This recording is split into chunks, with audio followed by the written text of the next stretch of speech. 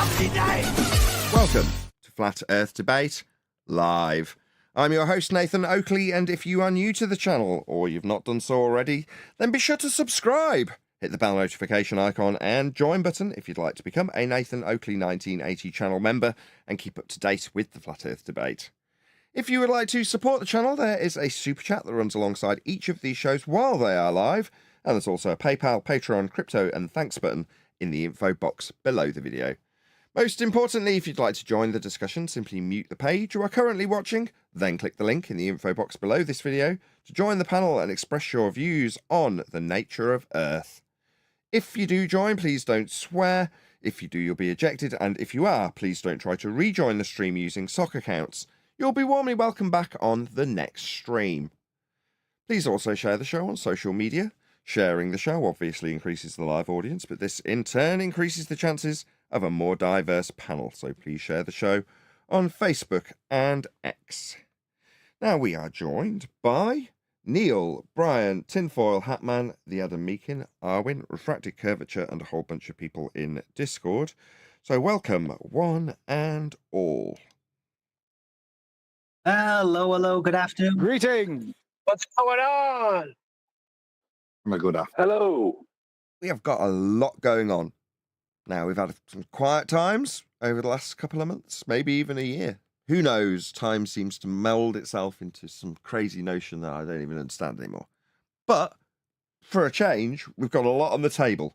So I was going through this in the pre-show with a lot of the panel members doing preemptive work for this live stream because it's going to be glorious, in no doubt. We've got all sorts lined up. So we've got a dude who hijacked Flattoberfest, if I'm saying that correctly. I've never attended. We've got Tinfoil Hatman with a presentation. We've got the notion of constant requirement for a flat plane to reference axes and axial rotation, which may continue as a debate between ourselves to nuance our own highly refined arguments. We've got a lot in the panel. So everything's, I don't know, geared up, shall we say, for a fantastic show. We're not even going to do housekeeping. We've got so much on the table. We're going to get straight into a bit of Tinfoil Hatman's presentation, as he's been gearing himself up. So how you doing, Tinfoil, first of all? Say hello. All right. Good, thank you. Excellent. Well, you may begin. I just want to add, we got a little bit more than that again, that you're not aware of. Okay, thank you. What was? Oh, what? No. This is the point to tell us. Don't just drop it in and tease us like that. I got at least one reply from that girl. That girl. Do you want to give her a full name? Sorry, that didn't really go across well. The girl, the meteorologist girl. The meteorologist. Does she have a name? Oh, that takes precedence. That takes precedence. Miss Takeoff. Sorry? No, Yeah, I don't know her name. TKOR. Yeah, Grace is her name. TKOR she works for. Her first name's Grace. meteor- We had her second name because we were finding out about what she was in terms of her credentials for claiming she was a scientist. Meteorologist is a major. So her name's Grace what? I'd have to look at her surname is a bit of a strange surname. I'd have to look at her email again. I can tell you the one. No, fine. We don't know. It's Grace Deering, I think. Say again, Paul. Deering is her surname. You were rumpus the Yes, second time. that's what Gehrig. I think it is. Grace Dirig. Gehrig. Perfect. Grace Gehrig. Okay, so for those of you who haven't watched the last couple of shows, we were covering TKOR, which turns out to be the king of, what is it? Random. The king of random. So this isn't an individual that we're dealing with. It's actually a group that has recently been more commonly fronted by Grace Gehrig. Is that how you say her name? Derig. D-I-R-I-G. Gehrig. Gehrig. D-I-R-I-G. Derig. Perfect. Gehrig. Grace Gehrig now fronts the King of Random, TKOR channel. So while it may have been presented in the shows, because I was totally cold to the channel, her and everything that I had presented before me when I pressed the play button, we assumed it was her as an individual. It's not. Now, in yesterday's after show, and it might have actually been a members only live stream, either way, we were discussing how that might affect her credentials, because my postulation was that you could lean on the notion that, well, I'm reading off a script, you know, this is done as a production, and yeah, okay, fine, that was wrong and this is wrong, but it was just a script.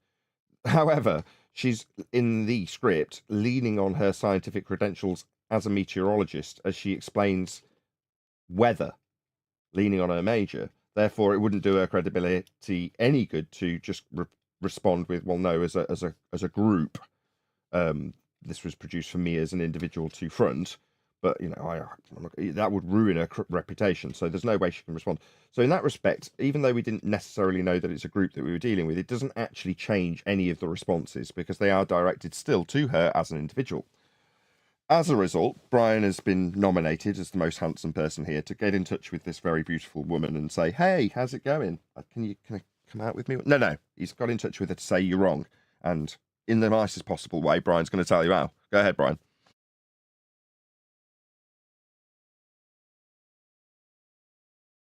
Alternatively, fair, totally dead air works just as well. I mean, that works too. Sorry, I'm on my phone and I'm trying to move messages, emails from. Look, I won't go into it. You see, this is what happens, Tinfoil. This is what happens when you don't attend the pre-show. Brian was here, you know. What I'm going to do is I'll just read out the 3 emails. There's 2 from me and 1 from her, okay? So the audience just gets the whole lot. So I'll just read them out. The last 2 I posted as comments into Master B. You can have them up on screen if you want, Nathan.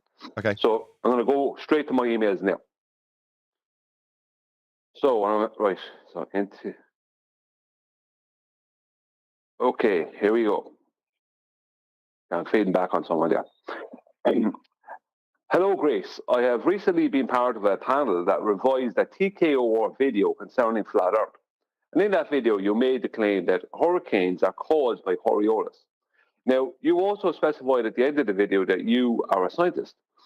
And when researched, it shows that you are a meteorologist. So my question to you is do you, as a meteorologist, actually make the claim that Coriolis causes hurricanes? Question mark. Could you please confirm for me if you do make this claim or if you don't make this claim? I will link the YouTube show that I was part of in a separate email for you to view if you so choose. Okay, and her reply to me was, I think you took my words and twisted them. She has in brackets, get BC Coriolis LOL, right? Sorry, can you repeat that? Sorry, what was that last bit? In brackets? In bracket, yeah, get BC Coriolis LOL. What does that mean? I don't know. I don't know what she means by that. I think it could be a mistype for her. I don't know what she meant by that. I'll go on with the rest of her email, though. She says, what was specified is that the rotation / deflection is caused by the Coriolis effect deflection, which is why they spin counterclockwise in the north hemisphere and clockwise in the southern hemisphere. It's not Coriolis that necessarily creates a hurricane. There's a whole recipe that goes into hurricanes, but the rotation / way it rotates or spins in the northern hemisphere is because of Coriolis. So I reply because that is wishy-washy. Right? We'll break that down. That's got a whole bunch of stuff. That's great. Everyone stop. He's not finished. We'll break that down. That's epic. Brilliant stuff. Thank you. Let's carry on. Okay, so my reply to her is this, bit of a longer reply. Hey, Grace, thank you for your reply. Okay, if you feel I have misrepresented your words, then that was not my intention, as I don't remember if you specified that you were only referring to a hurricane's spin direction after you said what you said. Either way, going off of your reply to me, I still require extra clarification. The reason is that the Coriolis effect refers to an apparent spin or deflection, as opposed to an actual spin or deflection. But when you say that the Coriolis effect is responsible for the spin directions of hurricanes, are you claiming an apparent spin or an actual spin to a hurricane? Question mark. The reason I ask this, Grace, is because within the heliocentric globe paradigm, the Coriolis effect is detailed only as an explanation as to why we see the stars rotate when it is the Earth that is claimed to rotate. You see, within that paradigm, the stars are claimed to not actually rotate. is claimed that we are rotating and the stars are stationary, but due to the Coriolis effect, we perceive them as rotating. But our perceived rotation is only an optical illusion, as that is what the Coriolis effect is, an optical illusion. So when you say that the Coriolis effect is responsible for the claimed spin directions of hurricanes, are you saying that hurricanes only appear to rotate like it's claimed with the stars? If you're saying that hurricanes only appear to rotate, then that would be more in line with what the Coriolis effect actually is, as optical illusions cannot actually cause anything other than visual confusion. And if you were claiming only an apparent rotation to hurricanes, then that would lead to a very different critique from me. Could you please clear up this confusion and detail exactly whether you're claiming an actual or just apparent rotation to hurricanes? Thanks again, Brian. You already did. I haven't heard from her. It's because she already did clarify it.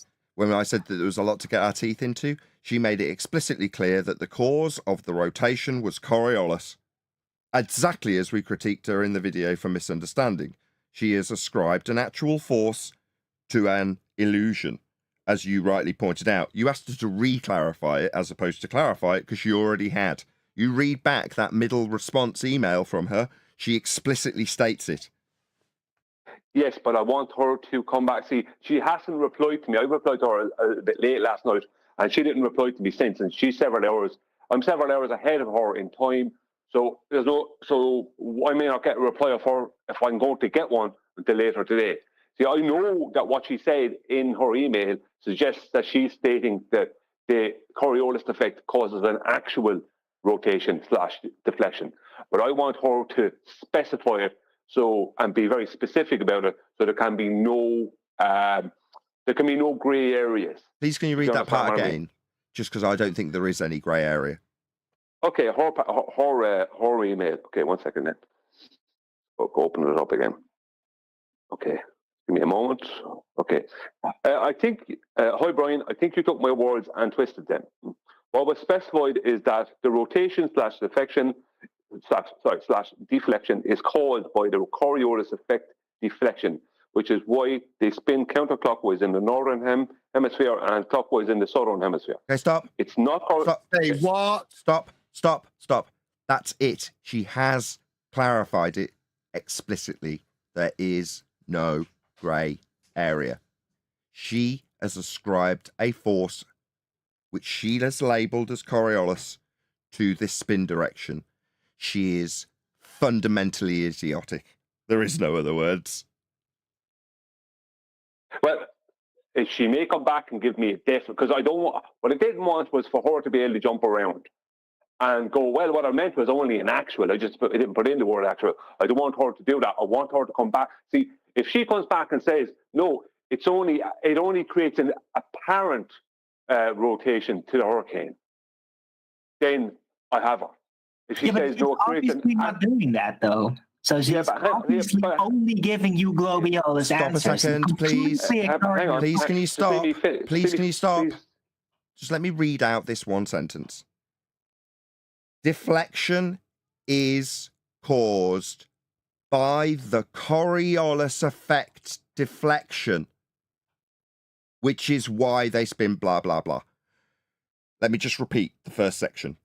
Deflection is caused by the Coriolis effect deflection, which is why they spin counterclockwise. Okay, that would be an unequivocal actual spin direction she has claimed in that sentence and ascribed a cause to it and labelled that cause as Coriolis effect. She is stupid. Yeah, and a Globiolis addict. Yeah, but the point I was trying to make there was that if she comes back and says, no, there's an actual rotation to hurricanes, then I have her. You don't need her to say that. No, hang on. Last sentence, Nathan. Just read the last sentence. But leave me finish what I'm saying. This is the second time I tried to say it. Right. If she comes back and says there's only an apparent rotation to hurricanes, I have her. Because nobody observes the rotation of hurricanes, the apparent or otherwise. Adam, feel free. It's highlighted. Yeah. So to me, she said it again in the last sentence. I understand what you're saying, and you want to get explicit clarity, but there's a clear demonstration in those two sentences that she doesn't understand what Coriolis is. Yeah, she's invoking a force. Look, but the rotation, stroke way, it rotates or spins in the northern hemisphere is because of Coriolis. The cause of Coriolis of the way in which the hurricane is spinning is Coriolis. It's causing it to spin. That's what she's saying to me. Not there is an apparent drift, yeah. She's saying the reason it spins, among other reasons, she says it's a recipe, but one of those reasons is Coriolis. Yeah. That it spins. She's ascribing an illusion as a force, making her stupid, idiotic, supplying the public with misinformation, and now backing up her misapprehensions, doubling down on her own stupidity by stating to you quite explicitly the way it rotates or spins in the northern hemisphere is because of Coriolis. No, love. The way anything has an ascribable spin direction cannot ever be ascribed to Coriolis, because Coriolis is an illusion. Now, maybe I didn't highlight this, and maybe you didn't watch our video where I really elongated the word apparent.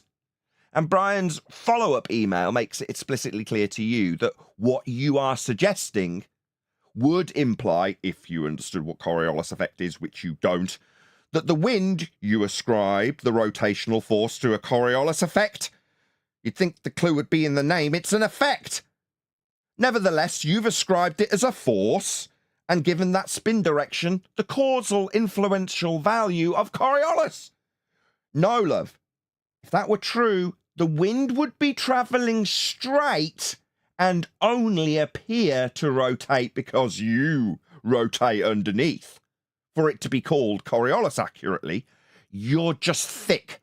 This affirms how stupid you are when you ascribe actual spin directions to illusionary Coriolis effects. Okay, Bimbo, are you writing this down? Does this have to become a shorts video for you to understand that illusions don't cause spin? Thank you, Brian. That was absolutely wonderful. Nothing like putting a big-headed bimbo scientist. Nah, love, you're a pseudo-scientist pretender clown who can read scripts and then back up your misapprehensions by telling us that forces are actually illusions and vice versa. Utterly absurd, utterly idiotic, utterly stupid, total misinformation, highly promoted by YouTube. Where do we fit in this? Oh, we're thumped down to the bottom of the list, if on them at all. Because we're pointing out the Coriolis effect is a non-inertial turning reference frame with you on it, observing an item travelling straight through an inertial reference frame with the apparent deviation being ascribed to the words Coriolis effect. Apparent deviation is the appearance of a deflection. Appearance of a deflection because it doesn't really deflect. But this bimbo has told you, Brian, and an audience of millions that winds can be ascribed to illusionary effects we see when we rotate beneath things. Utterly stupid. Why do we get suppressed? Why do we get censored? Why aren't I on the list? Right at the top. Point out where these clowns, who get all the promotion, are just providing misinformation. Making you all dumber. Making the audience more stupid. Is that what YouTube wants? A society of completely dumbed down thickos that think an illusion known as Coriolis forces winds to turn. Stupid bloody idiots. You're top of the list, Grace, of these thickos that we're talking about. You're our prime example of idiocy. Yeah? Well, you belittle Brian for saying he's twisted your words. No, we have not. You are thick. You haven't twisted anything. You're stupid and don't understand Coriolis. Yet you've got the gall to tell Brian he's twisted your words. How dare you, you insolent pretender clown pseudoscientist bimbo. How dare you accuse Brian of twisting anything? You've twisted an illusion into causing wind. With some authority of science, it's an utter outrage, love. You're worthy of every ounce of disdain I can muster. Now, some might call it an act. Yeah, dramatised at my comedic expense. Because people sometimes don't like this when we look down on you clowns. Because you tell Brian that he's twisting your words. Who do you think you are? You think you're the authority on Coriolis effect? You can't even read it correctly off Wiki. Non-inertial turning reference frame beneath an inertial reference frame with an item travelling straight, appearing to deviate. You haven't said those words once, love. I can say them live for an audience. Let's say how you get on without a script and a load of men behind you writing garbage for you to parrot under your bimbo guise of being a scientist. How dare you confront us, the flat earthers? We know far more about Coriolis than you do in this instance. You are not an authority on this. You're a glorified weather girl without a job on TV. So you've got with this crowd so you can put your pins in front of an audience to make them think you're right when you lie to them about how worthy your credentials are to be wrong about Coriolis. You, my love, disgust me. You used, as Adam pointed out on one of our after shows, merely for the sex sell. That's your place in this society, to titillate the audience. And that's all you had to offer, because nothing you said was correct. So all you had to offer was your titillation value, your looks, which will fade. Your knowledge, which is zero, will be forever documented as being wrong, as you tout yourself as an authority through the pseudo-science pretender clownism of calling yourself a scientist when you're not. You wouldn't know cause and effect reasoning if it slapped you in the face. I hope that's enough disdain for you, Brian, given that she told you were twisting her words when you weren't. No, that I understand, because I was like, when I read that, I was like, twisting her words. I'm pretty sure she said that the Coriolis effect causes hurricanes. No. Now, I couldn't remember her exact words. Just 1 second. I couldn't remember her exact words, so I said, rather than go back and getting her exact words and giving her a timestamp and being anal about it, I just go past that point to say, well, that wasn't my intention, blah, blah, blah. I wouldn't destroy her for not being able to understand the Coriolis effect, but I would take a very hard line on her for attacking us and then try to use her education as some credentials.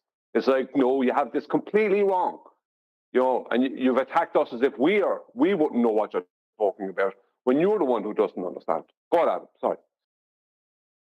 I just wanted to compliment you on your response to her letter. I've just read it again, and perfect.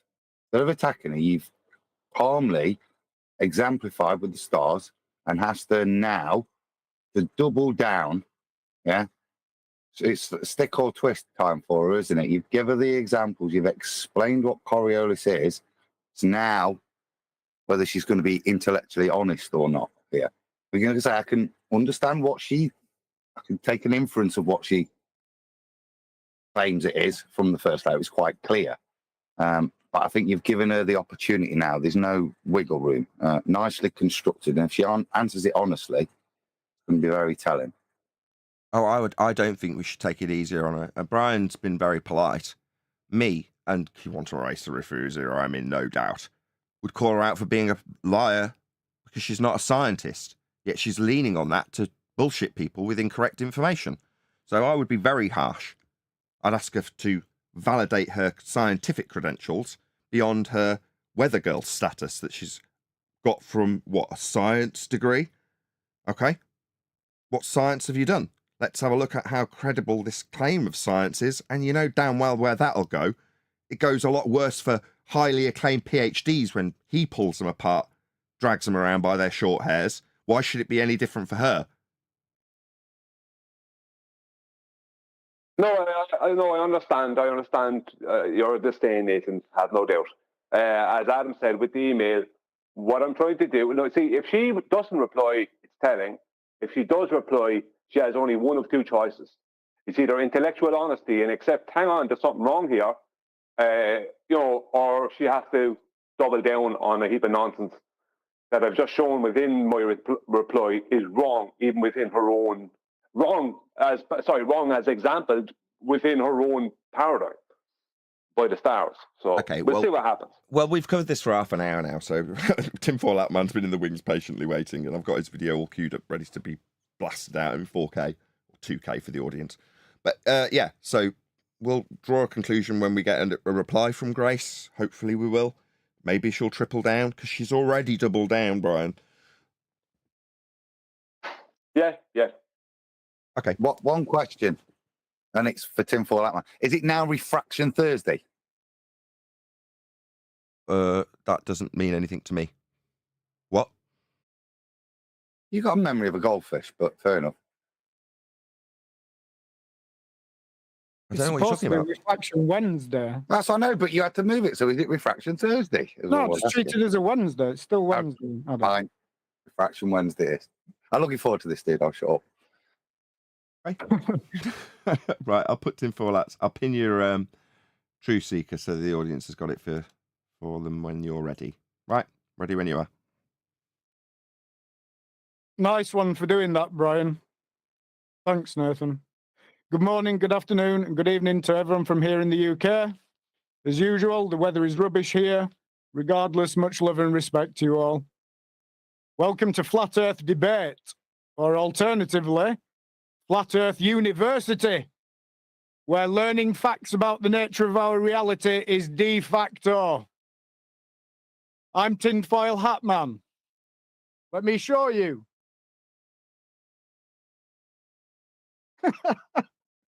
Oh, my moustache is coming off. Can you see me? Yeah, we see you. Okay. Not in G+, we don't. Yeah, he is on his screen. He's on. Look. You look like an Oompa Loompa on acid. Yeah. But there's not.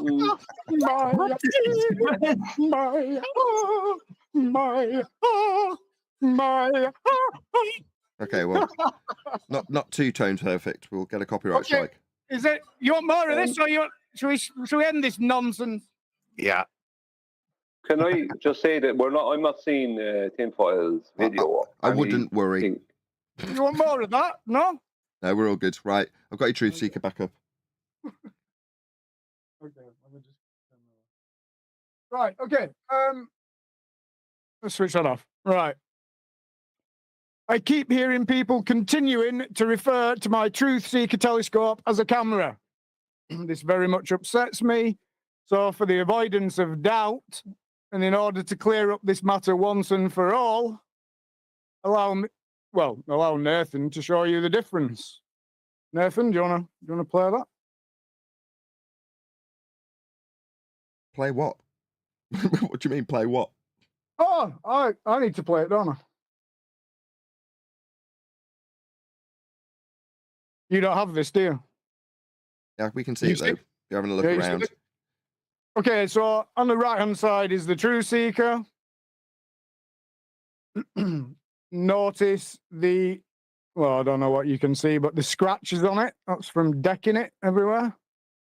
And this is a P900. That's my battery banks. That holds a lot of power banks down there. And this is a P900, side by side with the True Seeker. This is a camera. Yeah, that's got my 4 20,000 mAh power banks in it. Strictly speaking, it's a compact camera. Yeah, it's a camera. It's not a telescope, Nathan. Yeah, but I'm just saying it's not a fully fledged camera. It's a compact camera. It's a P900 and a P1000. They're classed as compact cameras. Believe it or not. Yeah, they don't even have full sensors, do they? Yeah. Right, exactly. So basically, what I'm going to do is I'm just going to quickly show you through the camera. I don't know how well you can see, obviously, because we're online compression through Google Meet and then through YouTube live streaming. So what you're going to be seeing is going to be a poor representation of what I'm seeing. But hopefully it will just give you some idea. This is a P900 zooming into a church a couple of miles away. I'm not going to tell you exactly. I don't want to dox myself. But basically, that's the P900. zooming into a church clock tower. So, like I said, I don't know what image quality you're getting. Hopefully, it's at least just reasonable. And then what I can actually do is I can just control the mount now with an iPhone, so I can just make minute adjustments. But basically, that is a P900 at full zoom, looking at a clock tower a couple of miles away, effectively. You sure it's a clock? That looks like a slightly looming non-standard refraction hyena holographic projection of a clock from behind the reified geometric sphere edge horizon we formerly knew as Earth curve that's derived from the differential between eye level and surface level. You sure it's a clock? Well, it's that. Yeah, it's right. It could be that. Like a mirage to me. Yeah, it could be that. Either that or it's a clock. So anyway, that's the P900. Okay. So what I'll do is, because this setup does not allow me to look, this scope now is looking through the window. I've got this window open here for the P900. So I can't actually, focus properly because this is actually now just shooting through the window. So I actually have to just physically move the whole thing to the side. So if I just put the other video on, just let me load the other video on. But basically, it's all controllable, and you get very smooth action now. Plus, I can change the minuteness of the control, so I can have really, really fine control, so you can hardly see the thing moving, or you can have like full control, which is what you're seeing now. Pretty smooth, isn't it? It's pretty smooth. Yeah, but the thing is, when you put it down to like the most minute setting, you're moving it, but you will not actually physically see the whole thing moving. It's just moving it in such fine increments. I don't doubt it. When any time I've gone near a telescope, anyone who gets near it, you start yelling at them. Don't breathe on the thing. Just keep away from it. Don't touch it. Yes. How dare you? If you touch it, how dare you? You must seek permission first. So anyway, yeah, I'm just showing you the whole kind of setup, but mainly for the P900. So we've just seen what the P900 does, full zoom into that clock tower a couple of miles away. So now I'll show you this one. Okay, so I've actually had to physically, if you see, just shift the whole tripod this way so I can actually go out of the open window section. But now we're going to see the Truth Seeker. Turn this volume down. Okay, so that's the camera for the viewfinder, the guide finder. So that'll just take a 4K 30 FPS recording of that. Now we're at 677 times magnification. We're looking at one of the hands. Yeah. But the thing is, right, what you've got to bear in mind is you see how it's wobbling about? Yeah. That is literally our floorboards, yeah? I am stood there, not breathing, but you try it. It's impossible to stay absolutely motionless. And that vibration is going through the floorboards because I've actually got anti-vibration pads for the tripod legs, but it won't make any difference. No, this reminds me of how they presented the moon landing. So this is let's just call it a video camera that's filming an iPhone, that's filming a viewfinder, that's filming through a telescope, that's taking the image through a phone. But the thing is, what you'll notice is it's the Atmos. So the Atmos is always going when it goes out of when it's blurry. That's the Atmos. It's not. This is perfectly focused on those hands. You see? Oh, I can tell. These dots, absolutely. Right? So what's actually happening is it's the air turbulence, right? Yeah. That's not the best one. Let me just show you briefly this one. That list got longer, didn't it? So on top of that list, it's then going through your screen, my screen, through Hangouts, screen captured, OBS, YouTube. The list is endless for this. What you're seeing to see this clock has gone through about 20 generations to get to your eyeballs if you're watching this live now. I don't know what you're seeing, Nathan, but I know for a fact that it's not a true representation, anything like what I'm seeing, right? But this one just gives you a better example, right? Just watch. As you're watching this screen, this is the scope now at 677 times magnification. So for contrast, the P900 was 84 times when we were looking at that clock. So we're now at 677 times, right? And when the app mode just allows you, it comes bang sharp into view. It's like much better quality than what you actually see at with the P900. So just watch. Again, I don't know what you'll see, but do you see how it just starts? It's the app mode. As soon as the app mode allows you, it's bang. It goes pin sharp. Yeah, that's like looking at my watch. So I don't know what you're seeing, but hopefully it's pretty good. You see? Yeah. So Yeah, no, actually, we get the drift. We got the drift a while back, but no, it's good to labour it. Yeah. I'll leave it there. But what I would say is that at maximum zoom, 2,709, which is effectively 4 times that, what you see now, you go into the dot on the clock face. Yeah? Nuts. That's what you see. I love it. All righty then. Okay, so can everyone stop calling it a camera? Please? Okay, right. With all that said, Nathan, let's get into the main event then, shall we? Do you have the panoramic video?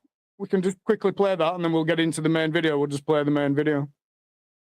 Well, what I've got queued up is the one we discussed in the pre-show, Blacknor Lighthouse. Yeah, do you have the panoramic video? Or do you want me to? I'll just do it. Are you now saying let's not do the one we've queued up and got ready to go? Let's get another different video. You keep that one. You keep that one. I'll just play this one. So I'll just show you where we're. Okay, so you're going to play. You got to clarify what you're going to do. So you're going to now put a video. Stop. Just stop. Oh. You've got to understand. I'm the one producing the show, right? Oh, okay, sorry. so you're putting it up on screen. No worries. Sorry, mate. I just. Go ahead. Have you? Am I playing this one, or are you playing this one? You are now playing it. I just need to know that you're doing that so I can present it. You are now presented. Right. Sorry, Nathan. My fault. Okay. I'm just going to briefly show you our location, which people have seen before, but we're basically we're concentrating on this area now. Hopefully, you can see my mouse. So we're basically going to look across here, and we're looking at probably distances of like 7-6 miles, that type of thing. So we're gonna look in and zoom in on there. So basically, I just wanted to show you that. So if you want to queue up and play the main event video, Nathan. Yeah. So just keep narrating. Assume it's up. It'll take me a second or two. Okay. Let me just. Only problem is I can't see. But anyway, I've got timestamps and stuff. But if you can go to the live stream in a second, it will be presented to the audience. Oh, okay. All right, no problem. Yeah, so like I was telling you before, that telescope is powerful. I don't know what the actual, the main sort of optical distance that it's achievable with it, but I just know that it's just astonishing. Anyway. So once we can just play that main event video, Nathan, I've just got some timestamps and there's some pictures in Master B. So if we can just go through some of them or all of them or whatever you want to do. Okay, well, I've got it started. So if you want to tell me what timestamps you want. Okay, first timestamp is, well, initially straight away, about 19 seconds, because I can't see the video playing. Yeah, I can pause that just after it rotates. Yeah.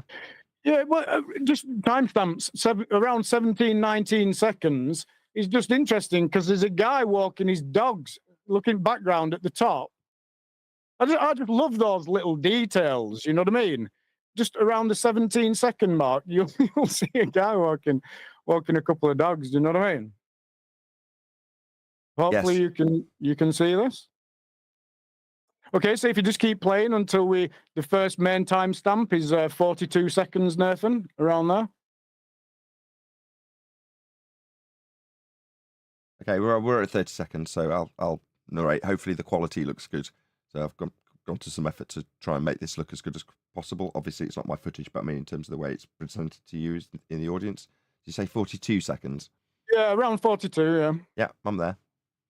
Okay, so what if you also, what I've done, Nathan, is if you go to Master B, so pics 1 and 2, so pick 1 is a screenshot now of what we've just stopped there at 42 seconds. Okay, well, it'll be better quality if I just leave it as is, so I'll do that. Okay, but the point is that picture 2 will show you a Google Earth screenshot, and it's 5.69 miles. So I don't know if you can load up pic 2.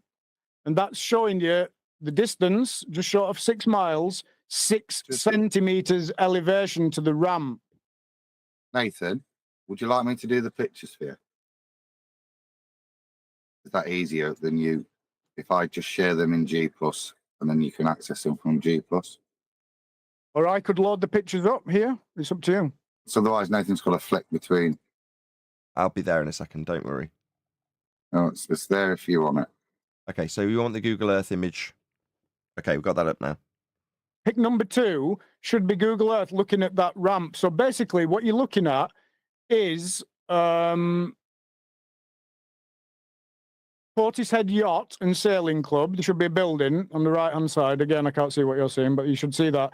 Then there's an old tidal fill pool to the left of the image. And then there's a ramp, obviously the yacht sailing ramp that goes down. And actually, there's a signpost. Again, I don't know what your clarity is and what you're seeing, but on the deck, there's a signpost, at the bottom of the ramp. But basically, the point is that that's 6 miles looking at 1 meter observer height to the deck, and you're looking at a signpost at the bottom of the ramp. Hopefully, okay, you can kind of see what transition. Hold on a second. I've just got to make it big and gather my full screen and then put it back up on. Okay, right. So now we're looking at that same building that we were looking in Google Earth. And this, when you say there's a sign, are we talking right in the center of the frame? In the video, yeah. Yeah, in the video. In the bottom of where the ramp is. There's like it's a ramp going down from the yacht, Portishead Yacht Sailing Club. And obviously, they launch boats down there, and then there's a sign at the bottom. But I don't know how well you can see it. But I think anyway. I can see it. Yeah, so 1 meter observer height, 6 mile away. You're just doing deck to deck, aren't you? Yeah. Cool. Shall I play Seeing any Earth curve, anyone? No. Well, the thing is, that's the point, though, isn't it? If it was a globe, according to the heliocentric model, we absolutely would not be seeing this. It's impossible. Okay. What's your next? I'm at 47 seconds, so what's your next timestamp? Okay, so next timestamp is 119. So 119 is one of my favorites. It's actually Black Knoll Lighthouse. And I love that little guy. If you get him stopped right around 117, well, from 117 to 1 minute 40, Nathan, I zoom in. So what you're seeing is 84 times magnification now. And then when I zoom in, you'll be seeing 169 times magnification. So around 1 minute 19 to 1 minute 40. That's now. Okay, so you'll see Black Knoll Lighthouse. I love that little guy. He looks like a little... He's one of the reasons why I call myself Tinfoil Hatman. He's got like some little goggles on. And like, he's got the balcony that goes round. It just looks, initially, it doesn't look like a balcony. It looks like he's surrendering or something. And his little legs, look at his little thin, spindly legs. So hopefully you're seeing that. And around 140, I'll zoom in on him. Yeah, it's just zoomed back out now. Yeah, so next timestamp will be 1 minute 50. Okay, that's now. So what you should see is Black Knoll Lighthouse on the left-hand side, and then another ramp coming down to the seabed.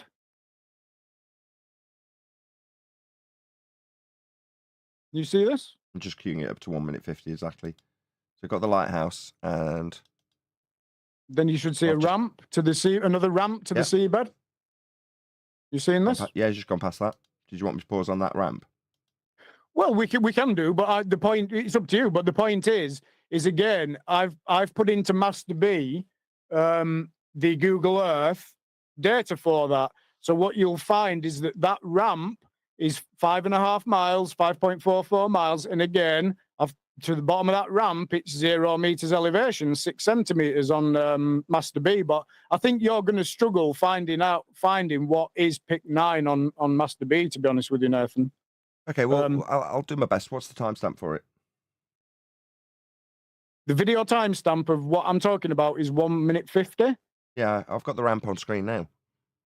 But the Master B picture for Google Earth 3D to show you the distance to that ramp on the right hand side. Yeah, no, it's just say, can you bring up a picture in Master B? That's it, and I'll do that. Yeah, but I can't see what pictures you bring. Don't worry about that. Okay.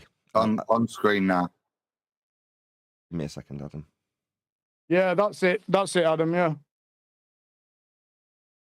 So you see, it's if you look in the top right, it's 5.5 miles. Just wait for my cue, please. Sorry? Yeah, got it up now, Adam. Thank you for having it up. Okay, yeah. Go ahead. Thanks, Adam. Yeah. Did you see it's 5.5 miles? Just before, like that track, obviously Google Earth, it's texturing that ramp. That ramp's a little bit funny, but the point is it's 5.5 miles, and you see at the bottom right, 6 centimeters.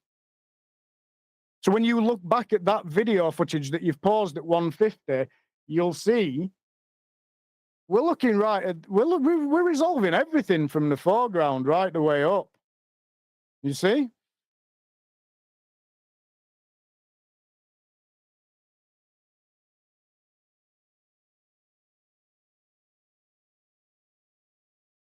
Yes, they do now. Do you see what I'm talking about? There's several of these ramps that are obviously boat launch areas, you know, and they're going down to the seabed, and we're resolving them, and more in front of them, all the foreground stuff running up to them. Do you see that? Yes. Right, shall I play it through? What's the next timestamp we've got? Yeah, sure. Next timestamp, Nathan, is 3 minutes and 6. And so, if you want to just chat for a minute, because I can't see you playing the video, so. But if you want to chat about anything, anybody wants to comment on anything, but 3 minutes and 6, Nathan, is your next timestamp. Okay, so we've got a solid minute that we can chat while we're looking at these. Yeah. If anybody wants to comment or anything. It's a glorious building. What's that with all the scaffolding on it? Don't know, because I can't see what you're seeing. But it's the biggest building you can see. Oh yeah, the big building. Yeah, that's it's a big, massive. Anybody who wants to check all this out, if you just check Google Earth or Google Maps, I think it's like a big like hospital care homey type thing. Is it the one with the clock tower in the middle? Yeah, with scaffolding up it. Yeah. Just check it all out, honestly, for yourself, because obviously there's only so much we can do in a brief live show, isn't there? But anybody who's interested, you can just determine exactly what all this stuff is, you know. But yeah, we're looking for 3 minutes and 6, Nathan. What are we on? 3 minutes and 2. Right with that. So you should see another ramp going down to the seabed. Yeah, we do. I'll just show because obviously I've zoomed in a bit, so I'm just going to, for the audience's benefit, I'm moving up and down the image that I'm capturing on my screen, just so I can do this, so that it's nice and big. So that's obviously slightly higher up, maybe 50 feet up the cliff, and then this is the ramp he's talking about on the right hand side. And okay, yep. Yeah, no worries. And again, it's just that's ramp to the seabed number 2.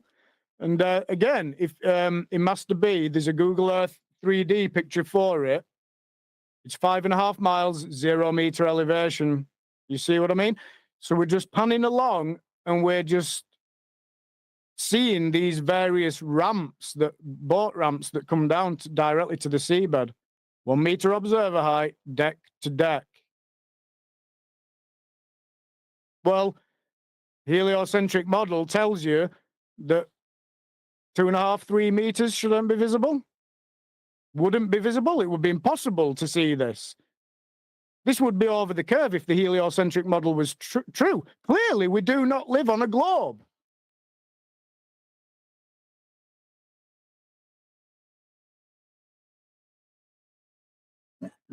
the picture that I'm sharing on screen, I assume, is the right one.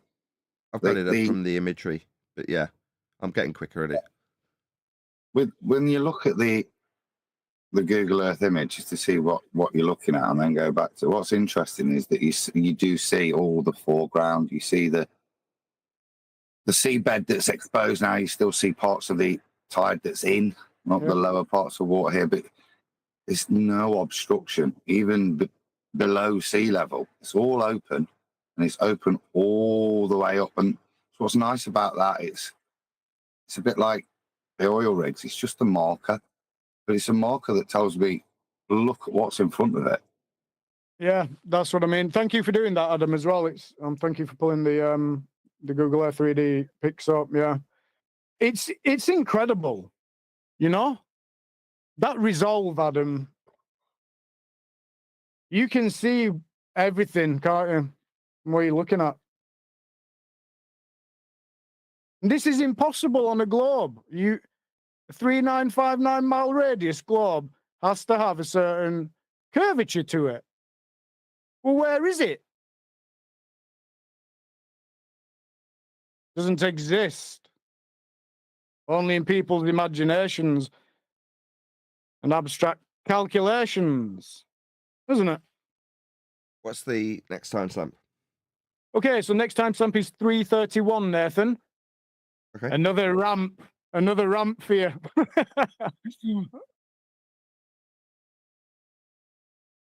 But it's just interesting to note that as you pan, because I had no idea what we were going to be looking at. But then it's interesting to come back and then really find out. And there's all these launch points, isn't there? You know.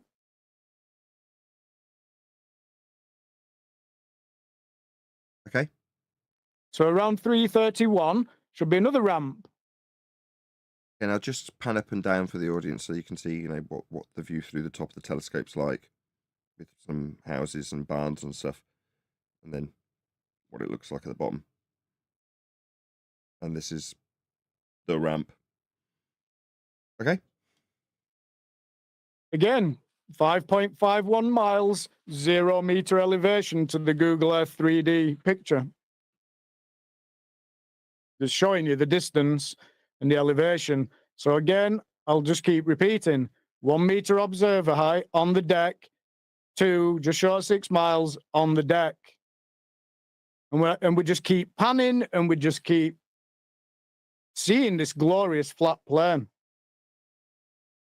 in beautiful resolve.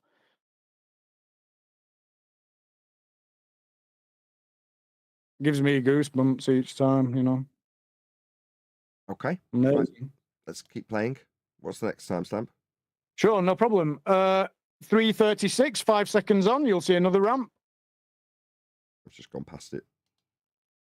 But same thing, same principle. 5.5 miles, 0 meter elevation. You get the point, don't you? Yeah, I keep going past it slightly. Let's just try it once more time. Well, what happened is mild mirroring in some of these images, isn't there? Yeah, I was going to note that in the last one, right at the bottom edge of the ramp, as he called it, there was the tiniest point of diffraction right against the deck. Was that not reflection in the water? Because some of the water is pooled up over there. You'll see it more noticeably in a bit. Yeah, could be. It's inferior mirage. It looked like an inferior mirage to me. It might not be saying it could be the reflection, Brian. I'll just have a look. Who knows? But you know, just let me say this: inferior mirage can only happen where there is an actual physical surface. So the reason I'm saying that is that this is not some over 6 hour mathematical illusion we're looking at. That can only happen. That inferior mirage can only happen when there is a physical surface for it to happen at. Most inferior mirage mainly only happens close to the surface. That's where it happens. You don't see it at the side of airplanes or up on the side of mountains. You see it down low at the surface. So that's proof that you are looking across the surface. What's the next timestamp? 3:42. Nathan, again, is another ramp. You can just briefly show that. Again, 5.54 miles, 0 meter elevation. I'll caught That's that three one perfectly. Stretch of water, Brian. This one's the best one. It's certainly the clearest. Just to cover what I was saying about the mirroring, I was just looking at the Google Earth, and there is a stretch of water in between the sand and then the actual shoreline where it is, and that's where that mirroring is happening. Because when you go to the one further down, it's probably a little bit further away. I think it is. No, that mirroring disappears. This is an inferior mirage. Must be Brian's describing. I think it's reflection in the water. No, it's above the water. Stop. The surface. Stop. This is above the water, right? So right in the center of frame, mirror image. It is, because it's an inferior mirage, but it's above the waterline. You can see but tip of the ramp. Yeah, but the water, what you're seeing is not the but inferior mirage, as you remember, is it inverts things. So you're seeing something that you're seeing a line that's not actually what you're seeing, if you understand. Correct. It's you have the air and the water. Air and the water at the same time. I can. That's two media. Yeah, look. I can make out a line just above the water line, if you want to call it that, right? That is a diffraction limit line, is what I'm going to call it, and it is above the line of the water, and below it there is a inferior mirage of everything above. Caused by this. No, there was actually just that image that you just had on. That was actually, I noticed that there was because as we're panning, the sun was behind it initially when we started off the video looking at the train. So now as we're panning, right now the sun is coming on the right hand side, and actually there's little reflections that start coming on the screen, and we actually noticed that actually there's a reflection just because it was making it look a bit like a waterfall in the video. But it's actually a little bit of a reflection on lens on the lens. No, it's not that. It's this. No, it's this water. Yeah, go on, Adam. This water in front of it, look, see? That's what's causing that effect. Because when you go further up the coast and the water isn't there, it's only at that one location, not. It's just because we've got that area in front that's got the water over the sandbank. It's only a tiny little layer, look, but you can see what that bit of water's doing and how it's distorting. There's got to be a limit. You are actual refraction. Yeah, it's actual refraction. I don't know about that. There's got to be a point of diffraction because you are against the deck, and the angle's got to be limited at some point. Yeah, because look, there's a raised bank here, and then there's a drop, and then there's water that you can't see because this raised bank is physically obstructing it.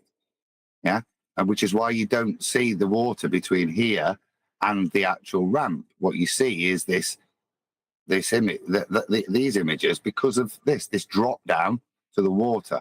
The bank's in front of this, isn't it? Exactly. It's like if you're driving up and down a hill, you can induce this limitation by angular means by just driving up the next hill, and the raised nature of what's in front of you will limit your angle. That's what we've got.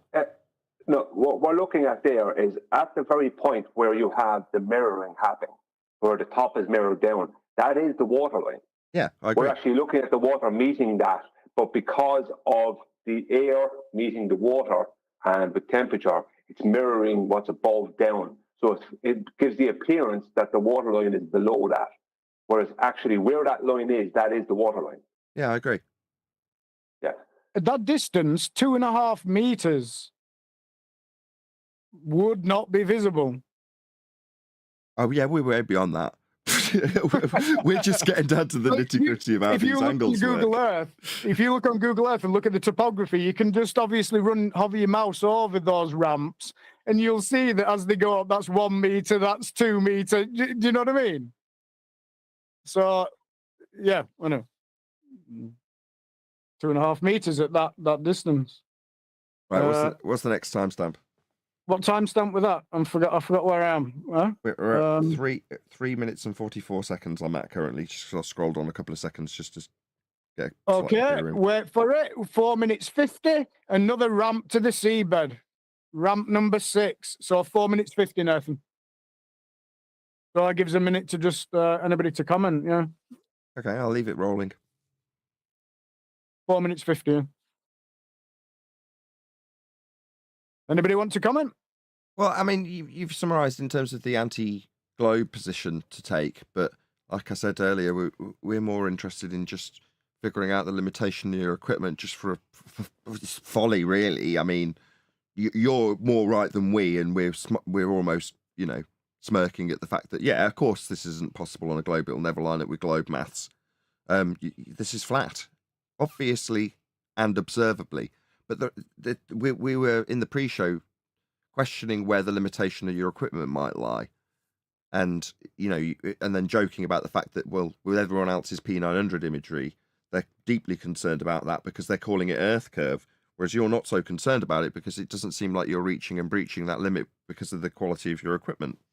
But there's always going to be, if you're this close to the deck, there's going to be something that limits that angle. And I think in that particular example, that was the best. That was the closest we've come so far to seeing the limitation of your equipment, and it was induced by the angle, not by the quality of your equipment. Yeah, but did you not? You can see the mirage moving. Look, you see in the images on screen, you see the water rippling, look, in the inferior mirage. Yeah. You actually see the water move as it changes the mirage. Really cool. It's very cool. Nathan, a couple of presentations back, do you remember me showing you the setup in our living room, low ceiling height of 2.3 meters? You can just crank the whole setup. So I basically, like there, for example, 1 meter above the deck, yeah. And then, now as I'm learning and improving and getting better, I mean, all you do is you just basically, untighten a section and then just crank it up, and you can then suddenly just put it up to 2 meters, just tighten it back, and all of a sudden you're now 2 meters above the deck shooting with the whole same setup, you see? There was the timestamp, 4:50.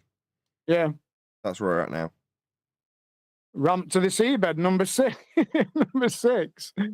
Again, just showing you the Google Earth 3D pic. It's showing 5.62 miles, 0 meter elevation to the bottom of that ramp. Again, just same thing, same principle. Like miraging on the right-hand side. See it? I can't see what you're saying, but A clip for the audience. Cool. What's the next timestamp? 5 minutes 42. So another minute.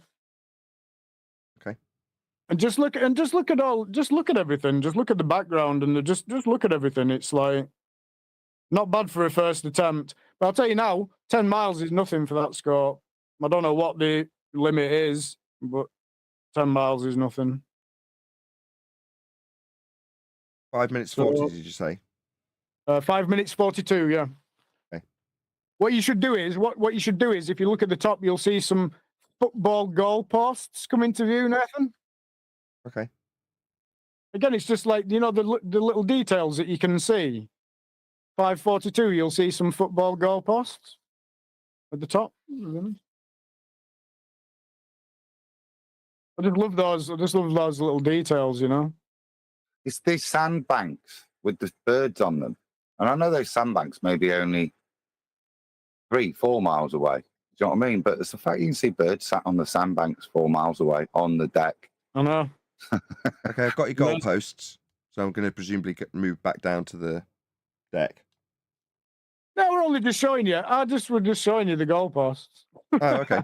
What's the next timestamp? Right, but if you go back to 5:35, 5 minutes 35, what you'll do is you'll start to see some water start right at the bank.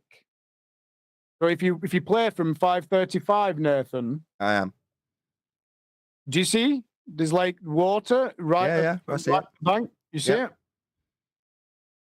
It's just really interesting because then you'll see later in the video about, I don't know how long it is, if 20, 30 seconds, then it goes. So it's obviously just like a pooled section. Do you know what I mean? But the clarity and the resolve of being able to just see that.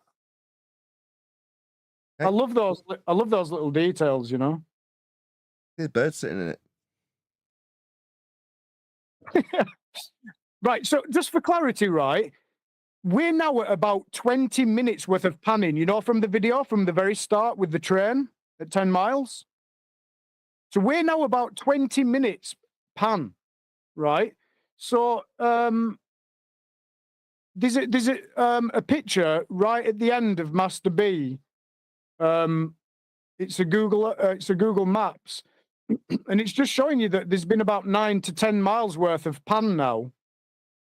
Do you see that in Master B, Nathan? When you say Or- right at the or end of Adam? Master B, I've got people's Christmas trees. Okay, I think I've got it. Or Adam, if Adam could pull it out. I've got it up, I think. So what it is just Google Earth, just showing you, you know, from that section where it started the video with the train. Mhm. So do you see now we've covered about 9 to 10 miles worth of pan? Gotcha. What, I don't know what angle that is. What's that angle from that gold cliff? Is it? I don't know. I don't know how. The point I'm trying to make here, right, is that so far, with about 9 to 10 miles worth of pan, 20 minutes worth of pan in that area, with direct sunlight angle changing all the time, on the fly, no matter what, no matter the direction we are facing, no matter the distances involved, 5, 6, 7, 8, 9, 10 miles, everything we see remains a buttery smooth, seamless, on the fly, refracted mirage that just magically is popping everything up into direct line of sight. Isn't that amazing? Yeah, you've got to take out your sarcastic tone. So you're saying in the heliocentric paradigm, they would assert that all of this is slightly looming. None of it's really where you say it is because it's refracted from its non-geometric or into its non-geometric refracted positioning. Yeah, that's absurd, but that's what the heliocentrists would assert. Yeah, the official explanation presented by the mainstream, by very dodgy, very fraudulent pseudo-scientists and comments. I mean, if you want to believe something like that official narrative about miraging, when we've just been panning 10 miles, 20 minutes, sunlight angles been changing, distances have been changing from 10 to 6 miles, right? And we've been shooting directly over the bed, and then we'll shoot as we start panning more and more right, because obviously we're going to hit the horizon. We're going to hit the point where we then look at the lighthouses, but that's next week. So this video now is 10 minutes, and then there'll be one more video finishing this Bristol Channel where we'll actually then hit the horizon, and then we'll hit the 2 islands with Flathorn Island, which was my very first presentation. But yeah, the point I'm making is just if you believe that official narrative, right, that all of that is seamlessly just magically popping up into view and miraging perfectly direct into your direct line of sight. You know what I mean? No matter the distance, no matter the change of the sun angle, no matter what, it's just seamlessly, beautifully popping everything up. If you believe that, well, then my recommendation to you is to be very careful indeed, because quite clearly you'll believe anything. Well, I just would like to say, I pointed this out a couple of weeks ago, but I think it kind of fell a bit on deaf ears. I put some comments into Master B about it as well. Was that none of our opposition, right, our current everyday opposition, like Ruhif and them, none of them have actually claimed any over 6R in this, which was really funny, because it means that they're accepting that what you're seeing is actually there. They're not trying to claim that it's loomed up, or not loomed, but an unbending of their globe Earth. They're not even trying to claim that. They're saying it's actually there, which is really detrimental to them, because when they're saying it's actually there, right, what they've tried to do, Ruhif in particular, but they'll all follow suit, is try and claim below mean sea level as our curve. We're not taking that into account. Now, when have they ever, Nathan, when in 8 years have any of them ever taken below mean sea level elevations into account and tried to call it our curve? It's incorporated into the mathematics. That's why we say you'll need a flat Earth for that. When they reference the differential between eye level and surface level, referenceable only in physical reality as sea level. That's surface level in their maths. So they're saying that so they're saying that there's a geometric physical horizon below surface level. Sound familiar, Brian? No, but this is a little bit different, because the Ruhif is not denying the geometric in Tinfoil's observations. This is the point. He's not claiming over 6R. All he's got to claim is that we're not taking below mean sea level below mean sea level elevations into account as our curve. Now, in 8 years, almost 9 years now, I have never heard any of them trying to use below mean sea level elevations as our curve. At that point, you literally could start claiming the Mariana Trench as our curve. Do you understand? They're not even claiming over 6R. So they're not claiming that there's something going on below. The only below they're claiming is physical as well. They're claiming what you're looking at is physically there. It's not an over 6R situation. So they're denying, so they're not even bringing over 6R into it, which is in opposition to other claims they've made concerning things like the Black Swan, etc. Well, they always claim there's over 6R, but they have not claiming it in this one. So technically, is that a vacuum we're looking at? Because within their paradigm, that has to be a vacuum. But they're also then claiming that we're not taking below mean sea level elevations into account. Why would you take the Mariana Trench into account? Because this is what they're actually saying. You understand? When they don't bring over 6R into it, they're claiming that on that day that Tinfoil was out doing that observation, that he was doing it in a total vacuum. That's what they're claiming, because there's no air or temperature. Why is You're it right, no Atmo Brian. day? Sorry? Why is it no Atmo day? That's it. That's what they're basically claiming there. This is a You're golf right, course. Brian. What am I looking at? What are these flags? Huh? Flags. 9 minutes, 1 second. Oh, you've gone way too far. Oh, what about my other timestamp? Well, no, you tell me what they are and I'll go to them. Okay. But yeah, just to pick up on Brian, you're absolutely right. There's a difference, isn't there, between a P900 being shot at a sea horizon and then an image being taken, and then it's like, oh yeah, what Nathan says, looming, refraction, all this business, right? There's something very different about that, isn't there? And then the truth seeker now just panning all of this. And what's interesting is the actual power of the truth seeker in what you're actually seeing is nothing compared to what it is now. And secondly, the next week's video is going to be the last 10 minutes, and then we're actually going to hit the horizon, the water. We're going to hit the water section where we then actually leave the land and then pan across, and then we'll see the two islands with Flatholm Island Lighthouse, and we'll also see Monkstone Lighthouse as well. But it's interesting that this video incorporates everything from that train, almost 180 degrees in the opposite direction over the dry bed. And then as we pan, and then we'll hit the water horizon. So it's interesting, you know? Yeah, but the point I'm making is the fact that they're not claiming over 6R is them actually implying that you're in a vacuum when you're taking that whole area, that whole Bristol Channel area is a vacuum on that day. Yeah, agreed, man. Because they have to claim over 6R.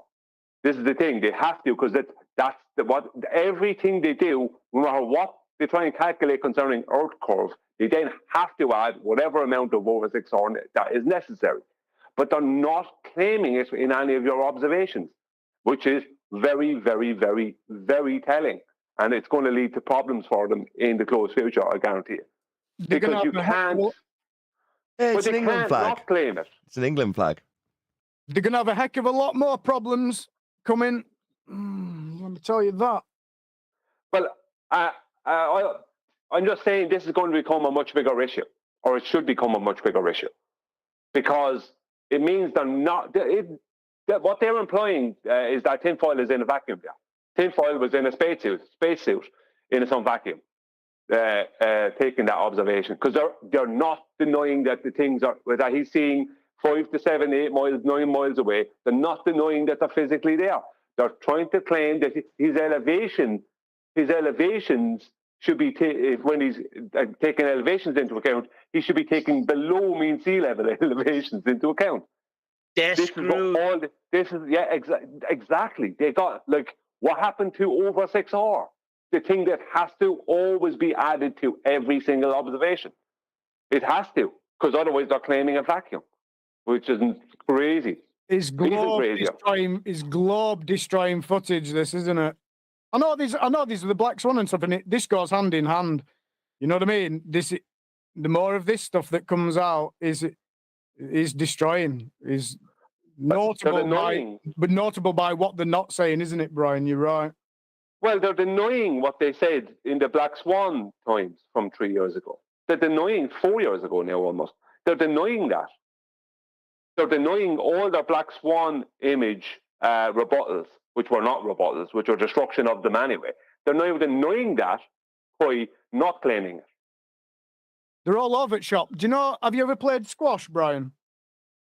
No, but I've seen it. Okay, so the best idea with squash, right, is you plonk yourself in the center of that court and you keep your opponent absolutely running every single which way into the corners, you know what I mean? And you just stand there in the middle and you're just hitting it, you know? And they're running, and then eventually you just tire out and you just, you know, this is what I see with the Truth Seeker. It's like just sit solid in the center of the court and just go, there you go, there you go, there you go. And let them run around and change their mind. And they're all over it shop, aren't they? They're going to have to say this, they're going to have to say that, they're going to have to double back on themselves, double speak this, double speak that. No, they're going to be all over it shop here. Wait until you see what the Truth Seeker can do.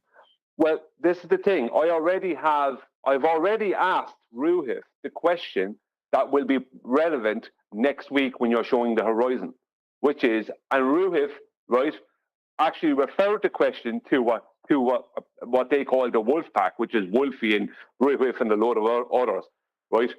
He said he deferred it to them, right? He said because it didn't seem to make sense to him. I asked him, because he's not claiming any over 6R, I asked him, based off something he said to me, I asked him, is sea level horizon level?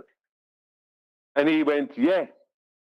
Now, if you understand the globe mathematics and the globe claims, especially concerning the Black Swan, then what does that mean? It means when you see the horizon, you're physically seeing water.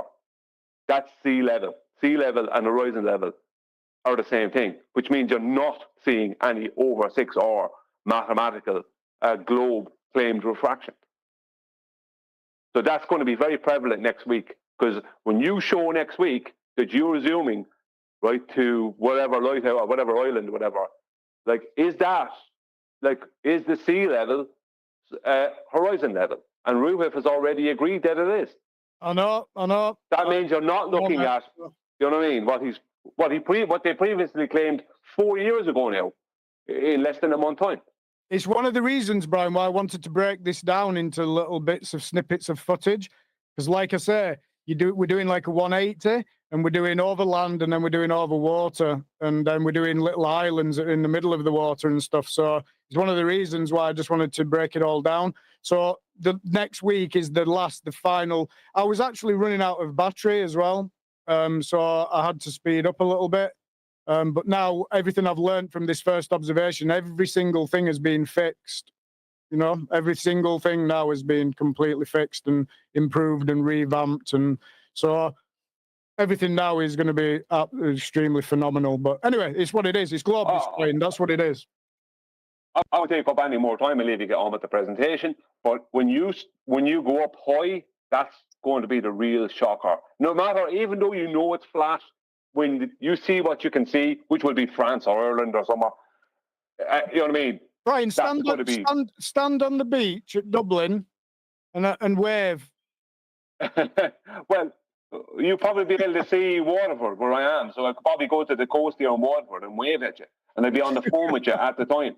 Yeah. Do you know what I mean? You should do it. Okay, it's going to be interesting because I'm really getting there with infrared as well, and I can show you maybe in the after show just a bit of a demonstration of. I mean, you've all probably seen like JTOL and media, and it just removes the atmo. So when you go up to, and I'm not going to bore everybody half to death here, but when you use like a 685 NM IR filter, and you cannot let any light come in the chain. But anyway, when you use a 685 NM, it lets just a little bit of visible light in. So when you use a 685 NM filter, you'll see still just a little bit of wavering in the image, the air turbulence, but it really dramatically cuts it. But then I've got 700, 760, 830, 930 NM. And so once you start hitting 760, you've completely removed the visible light. So you get a rock solid, stable image. So get rid of the atmo and the air turbulence, and then anyway, it's all interesting, isn't it? Just want to say the whole back for Jay told him was that he he did it from airplanes and stuff, and that was probably as good as you could do it from an airplane, unless you could do it with the drill seeker from an airplane, right? Or someone else could do it. Bazooka style, on my shoulder. The point is, all I think was going against him was that, let's just say when he was shooting to Mount San Jacinto, now he had things that were obscuring his view, which changed his angle of view. But it's still, even with infrared, you will still have a diffraction limit. Oh, yeah. But the truth seeker takes away the average diffraction limit of every super zoom camera, including the P1000. And there's a P1100 on the way, in case anyone's wondering. Yeah, but I mean, like I said, Brian, 2,709 times magnification, where you can actually see what you're looking at. And then against what I just showed you there, direct setup, 84 times P900. You see what I mean? It eats that thing for breakfast. That's all I'll say. Yeah. I've seen, when I go quiet, I'm normally doing a bit of maths. I've seen Roofy commenting and this 6 meters, etc., etc. Now, just dealing with drop, because he's trying to invoke this 6 meters. If you can just subtract it, it's not really what's occurring. If we're going to have 6 meters below sea level or something, then we have to make that adjustment to the R value that they're presupposing. So I just did a quick bit of numbers, and if we were looking at 6 miles at the normal R value, then you would encounter 2.82936111, and I include the decimals for a reason. So the 2.82936111 meters of drop. But if you then put in Roofy's reasons that you can see it, then the R value changes from 6371 kilometers to 6370.994 kilometers, yielding a differential of a drop of 2.829358.4. So we don't see a significant difference till the 5th decimal place, so within mils. So I'm not sure how we can make this argument, because if you're going to have curvature of a ball, it plays out, and it's played out by the R value. So if you want to take 6 meters off your R value, you can have it, Roofy. Nice. I knew you were quiet for a reason, Adam. He wants to take it off once everything's been done using his R. He wants to take it off then. Well, no, that's not what happens, mate. But this is what'll have to happen, won't it? They're just going to be all over it shop. They're going to have to be saying, "Oh no, it's not quite that." And it's unbelievable, awesome. So point being there, you still shouldn't see, because his R value is now 6 meters less, because we've assumed we're that 6 meters below sea level. Fair enough, you can have it. Yeah, you should still not be seeing 2.8, the same 2.8293, and it's that 5th decimal place. One's a 6, one's a 5.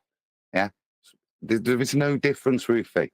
Doesn't work. You've still got to deal with a huge R value expressing its curvature. It's not there. But Adam, did you factor in the luring? And the luring.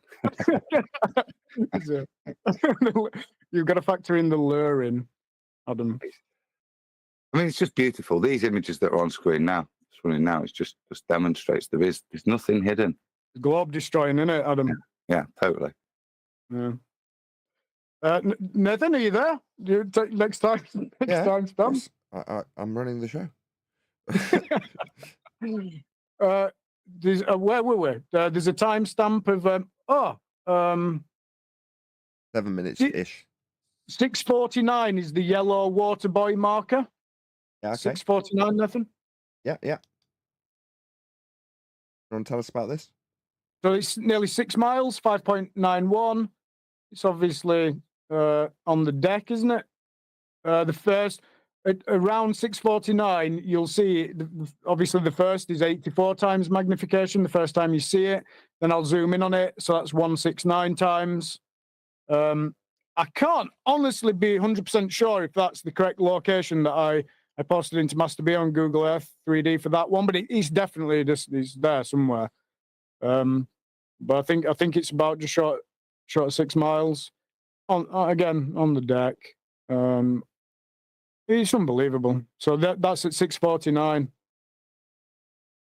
If you keep playing it, and then we'll hit timestamp 7:24, Nathan. Okay.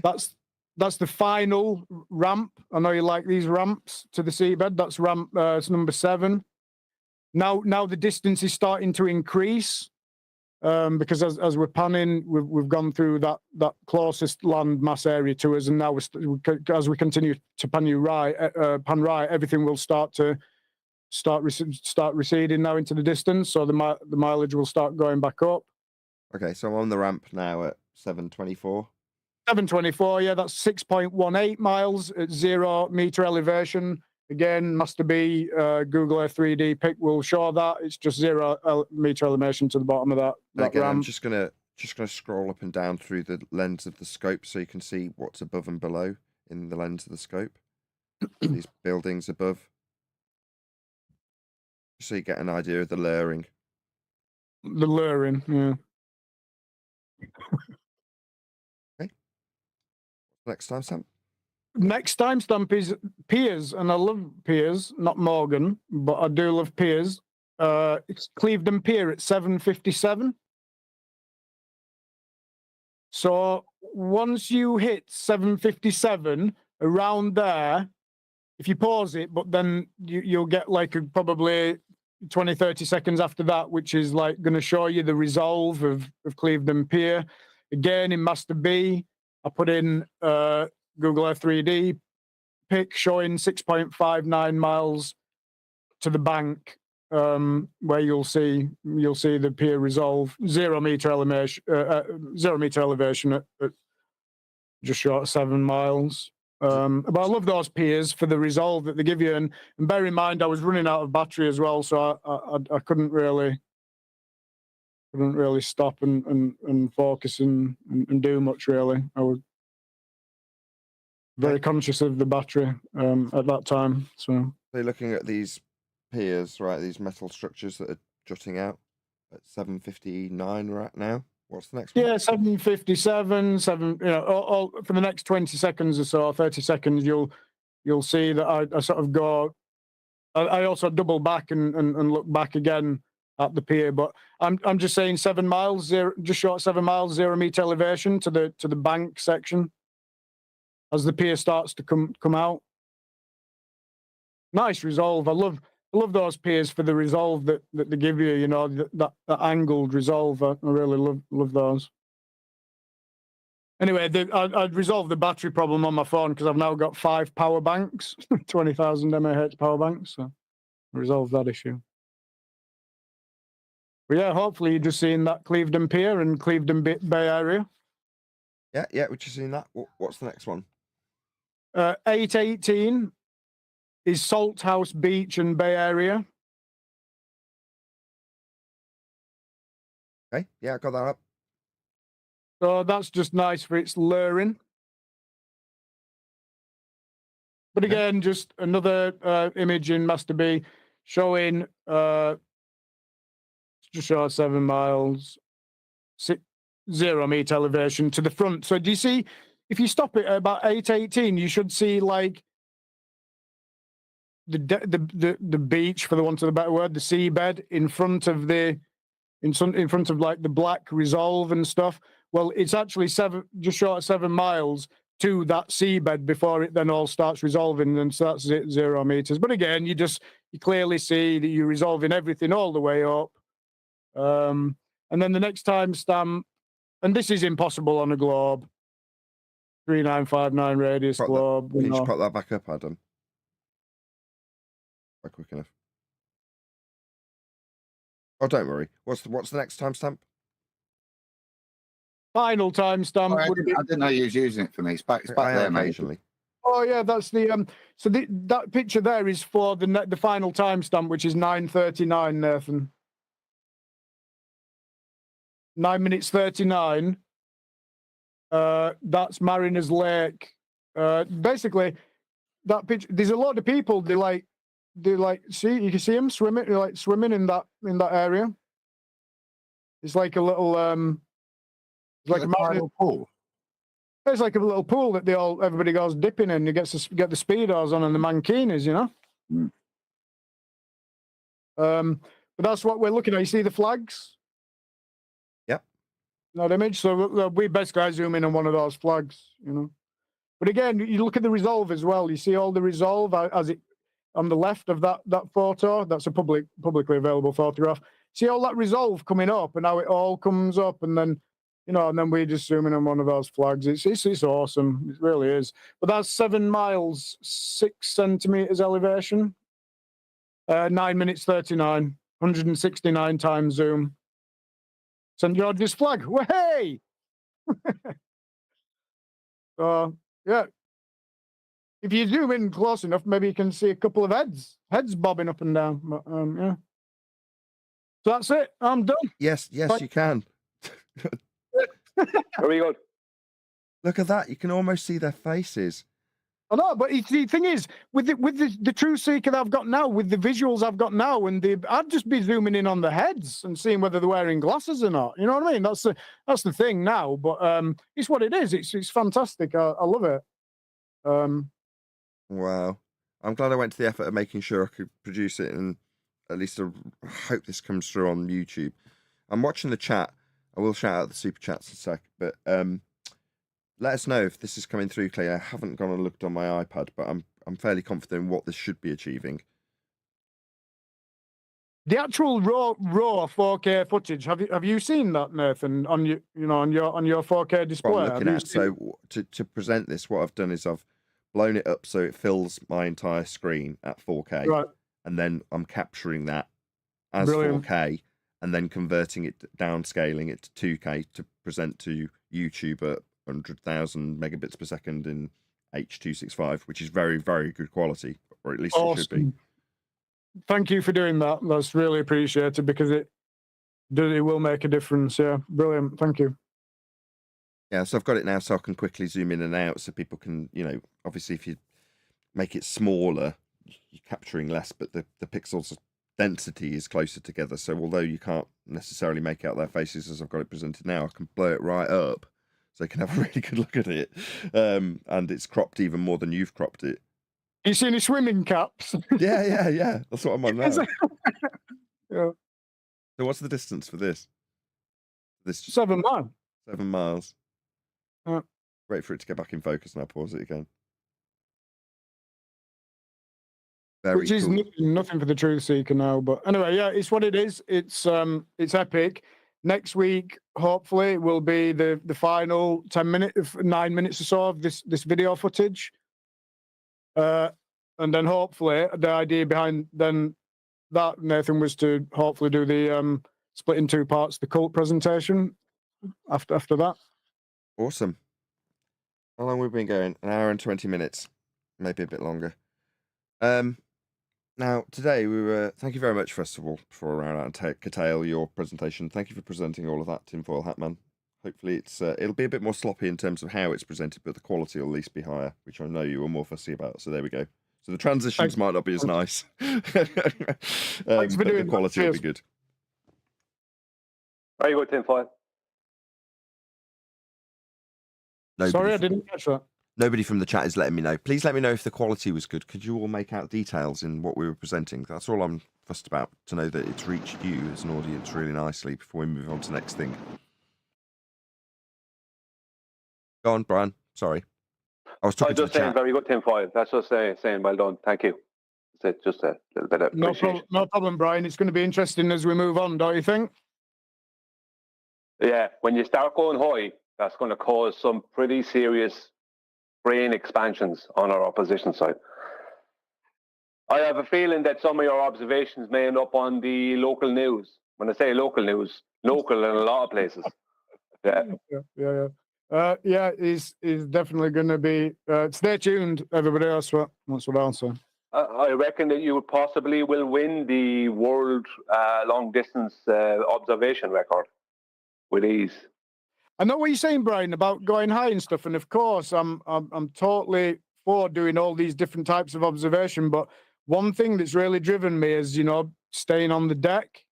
And obviously, I'm more than happy to do, and I've already done some other observations as well. But I'm more than happy to do all everything. Every listen to all suggestions, do everything. Let's get it right. Let's get this right. Let's get every base, every angle covered. But my one real interest is that staying 1 meter above the deck, and then I've, like I was telling you earlier, I've found a place 30 miles. So anyway. Yeah, don't get me wrong. I'm not saying that what you're doing should stop. I'm just saying there's certain other observations that Absolutely. are going to be.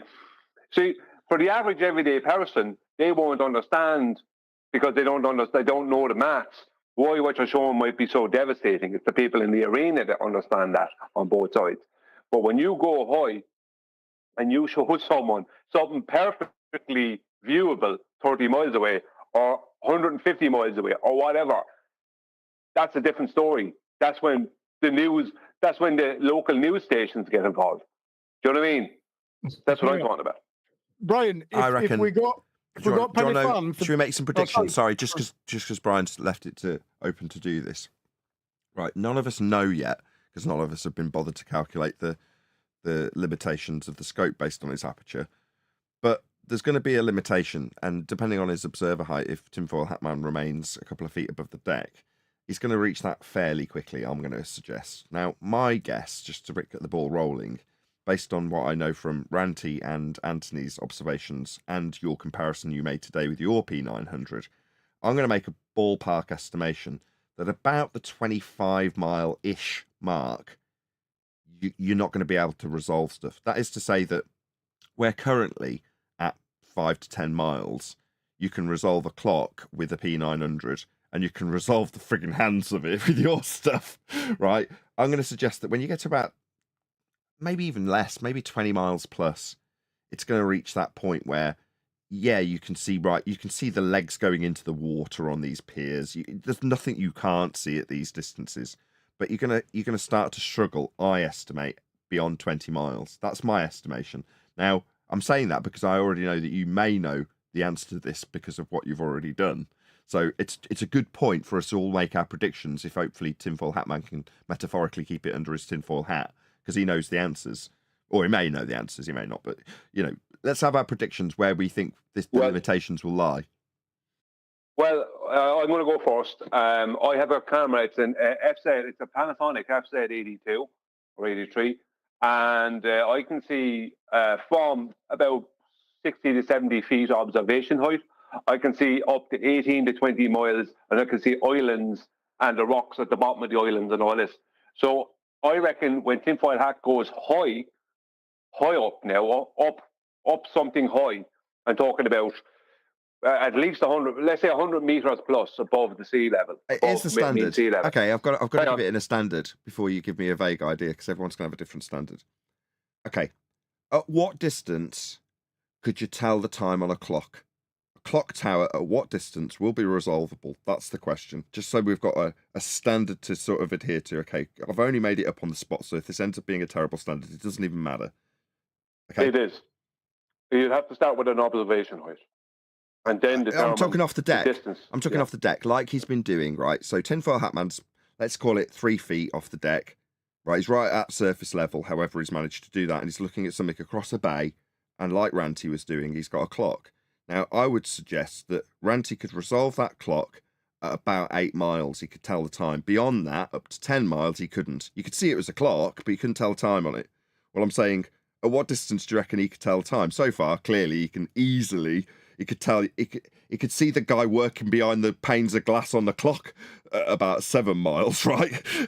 So, at what point can't he tell the time? Paul, Nathan, run a betting, Paul. 15 miles, 20 miles, 25 miles. I reckon Tinfoil, you will be see the side of a ship, the bottom of the side of a ship, 50 miles away. 50 miles, going over the horizon. With ease, with full zoom, and with the conditions just about right, you will see easily. I would say you will easily see the bottom of a ship 50 miles away. Okay, no, 50 is a good guess. I'm saying 20. I think he'll struggle at 30. we'll see if I'm right. But who else wants to hazard a guess? I've got a question before I. No try and questions, just got to calculate hazard a guess. it. No, I Mathematician. need to know the aperture size. And No, then I'm going to that's the use Rayleigh's point. criterion to calculate it. No, It's you're a- not getting it's your a mathematical satisfying prowess. 8-inch, Adam. A satisfying 8-inch. Very Oh, nice. I can't believe thank him. You gave him the aperture, you bastard. He hasn't got time to do the maths. Guess now, otherwise you're not Oh, taking dear. part. 17 miles. 17 miles. Less than me, you say. Oh, okay. Yeah. Anyone else want to hazard the guess? Only because the I'm pretty- criterion is we're a meter off the deck, aren't we? And we're trying to resolve the deck. Yeah. Yeah. I'm saying a clock that's above Pretty the deck. much, but yeah, yeah.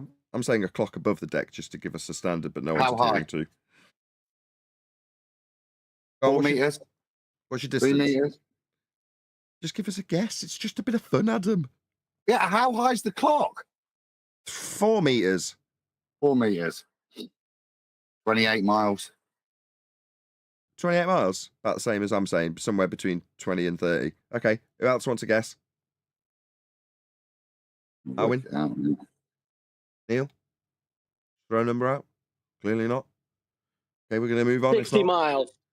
50 I'll miles. say I'll say 35. Okay. Right, we've got a few I'll guesses. say 70 miles. 70 miles says Rayleigh criterion. You should know. And I'm Okay, being cool. generous. 70 miles. That's a hell of a distance. You know how far that's a hell of a distance, right? Dun, dun, dun, I do know this. Offshore, I've spent several years working offshore, and I know on calm, clear days with the naked eye from like 100 feet, it seems like you could see platforms 30 miles in the distance with the naked eye. I don't dispute it, but we're not talking 30 feet in the air. We're talking 3 feet. 3 feet, okay. 60 miles. Well, that's still a hell of a distance, man. 60 miles. You know the Isle of Man, in the Isle of Man. You were around when we were doing Isle of Man? You know how far that was? Yeah. Less than 30. Yeah. The most extreme bits were just a bit over 30, I believe. Right?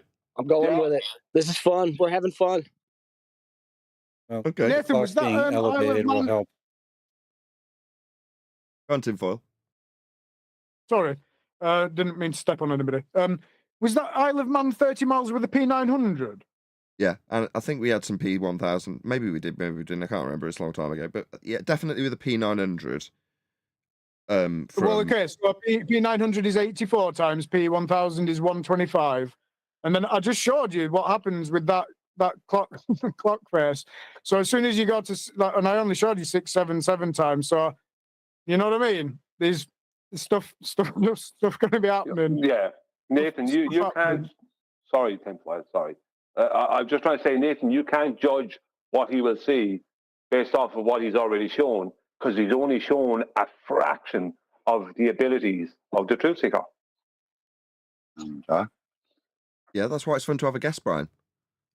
We'll see, won't we? We will see. Exactly. Okay, Nathan, calm down. We will. Dun, dun, dun. We will indeed. I'm in no doubt. Hopefully, I'm wrong. Maybe I'm right. Maybe Rayleigh criterion's wrong and he can see 1,000 miles. Maybe he can see his own arse in that telescope. With enough refraction and the right enough bend enough maths and the globe Earth model, you can see your own bum in a telescope, according to their claims when we were debating Isle of Man. That is not a joke. That's what they said. But these people are insane. They are insane. Clearly. Okay, there's going to be people who've joined, right? And we're almost 2 hours into this live stream that have come for a very particular reason. And that's because in the thumbnail that was graciously made for me by Paul, we've got a very different subject matter, which was about the dude whose name I can't even remember, who went into the Flattoberfest to declare his globe Earth belief. So, we've got a couple of choices, given that it's so late in this particular live stream. Should I change today's thumbnail and just round out the show here? Or shall we attempt to make a start on that video? We should make a start on that video. Don't round out anything. That's really boring. No, massive long live streams tend to get a bit boring for the people who just want to find the bit that they've come to because they've looked at a thumbnail and gone, oh yeah, I fancy finding out a bit about that Flattoberfest debacle. As do I, How would you know? so that's why I'm not going to discourage doing it.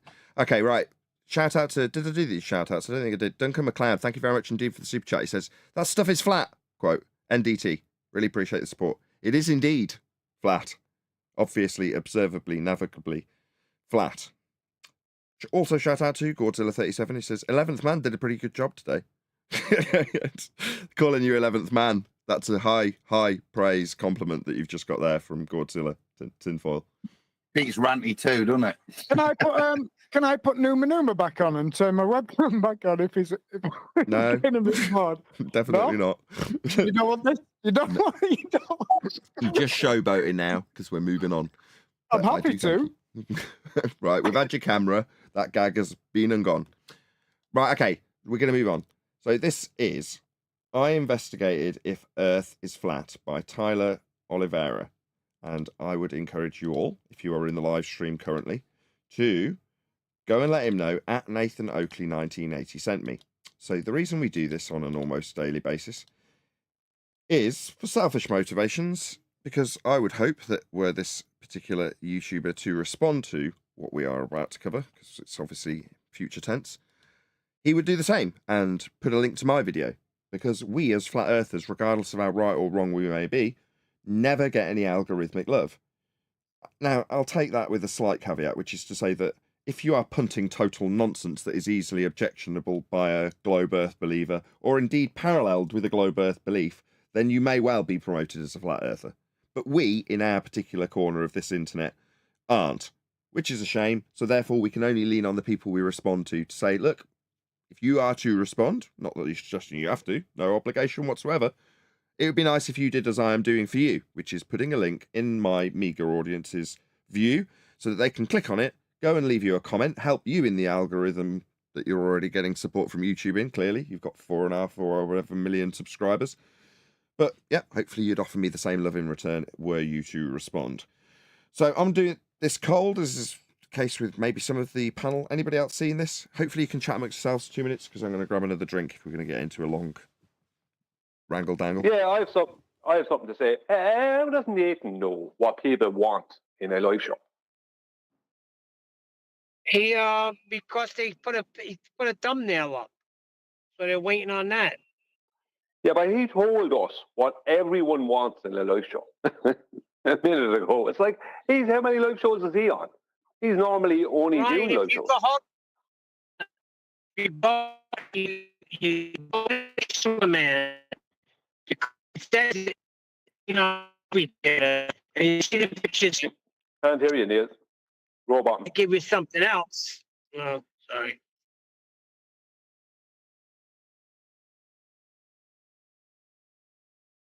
Adam, what do you think about that?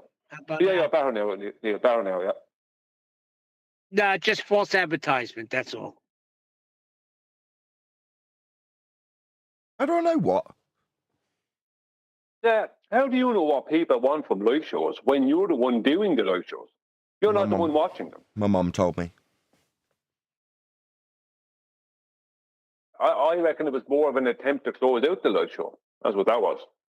No, it was actually, I was saying I do want to cover this, because I've only heard, my only introduction to this, if you like, is from Russian vids. So Russian vids was aligning with a guy with divining rods who I've never seen before, but was essentially calling David Weiss a shill. That was the whole shtick of the video that I saw from Russian vids. Now, obviously, that isn't the main focus I'm going to lean on in terms of the meager amount of information about Flattoberfest and what this guy did, beyond him staying with David Weiss for a bit. So, you know, I don't know. It's never a... What's the word? What's the saying? No good deed goes unpunished. Like me with this computer, yeah. Right? Well, Dave Weiss has put this guy up out of the kindness of his heart. Guy's betrayed him. Somehow that makes David Weiss a bad guy. Well, that's a different issue. Like I say, I'm not going to necessarily focus on Russian Vids' take on this. I'm not disagreeing with necessarily his take either. It's moreover, that was his focus. This will be ours. And we're cold at this point beyond that, which I've seen from Russian Vids. I just wanted to get that in there because more times than not, I'm totally cold on what we're seeing. But I have seen this guy's face. I do know that at some point in the video, he's going to go, I renounce flat Earth. I think Earth's a globe based on the evidence, and you guys haven't convinced me, or words to that effect. And then he offers up $1,000. So I do have a bit of background on it. Anybody else got any background that they want to go through before we cover the video, though? Well, what I would say is that it's just more of the same, is it not, from that same group of people? More of the same, running similar type events, having similar type disasters. It's beyond me how a group of adults can continually end up in the same position. It's just, I don't know. I don't trust any of these people at all. I don't like because of what we offer. Yeah. So Adam sums it up when he talks about what we sell. That attracts flies, doesn't it? Yeah, I understand that it attracts flies, but it just happens that the same group of people keep on doing the same things and end up with the same outcomes in one way or the other. It's just, for me, it's just like a drama show for me. I don't take any of it serious. It's become the Real Housewives of Flat Earth sort of thing. Yeah. Okay. The Earth is a sphere? Yeah, I walk home on the flat Earth. There's a mountain of evidence. Yeah, let's hear it. If you don't see it, you're blind. Flat Earthers. The universe is not expanding. So my first criticism comes of the guy who just spoke to this dude. There's a mountain of evidence. If you don't see it, you're blind. That's essentially just an ad hominem attack, right?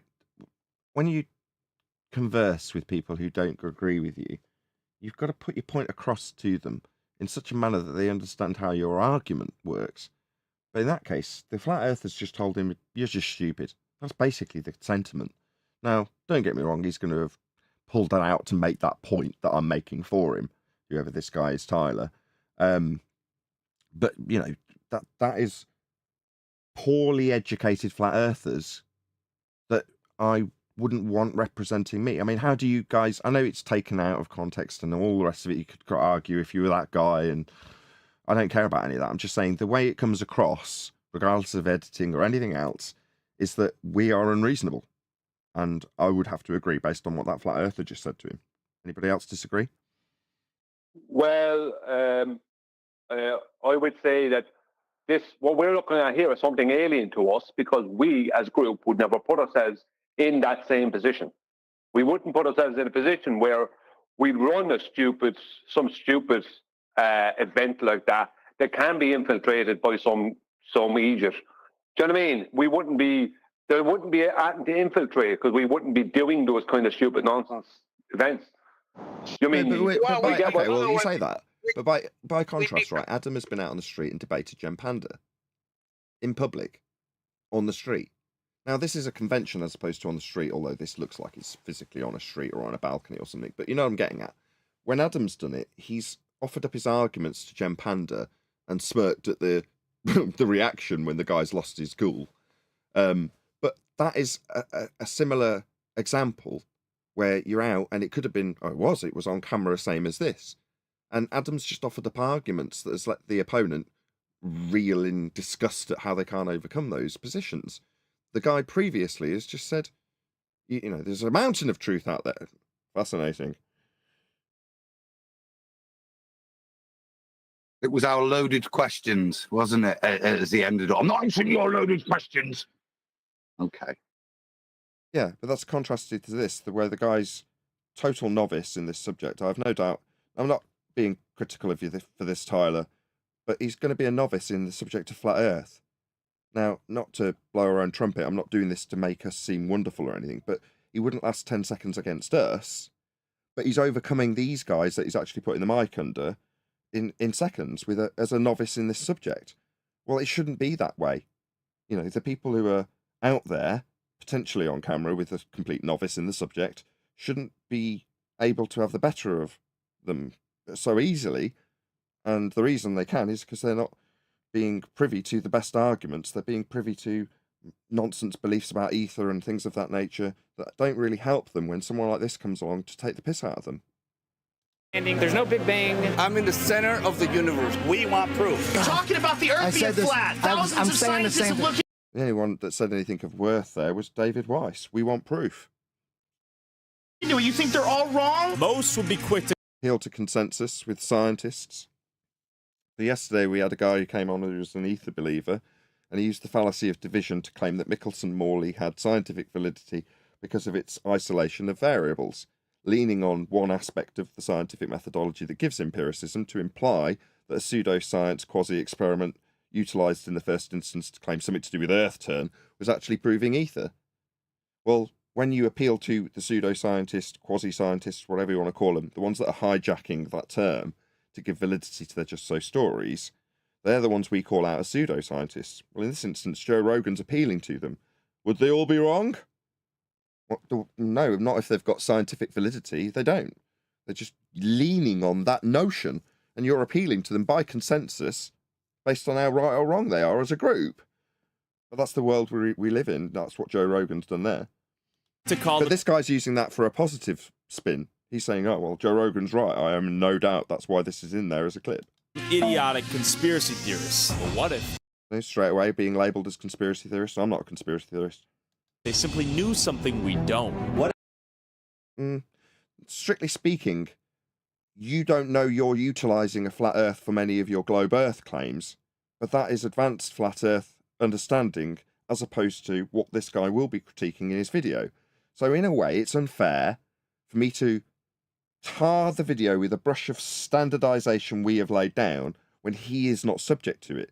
So my only avenue is to critique the failings of the flat earthers. It just feels sad straight off the bat that this is the way this is going.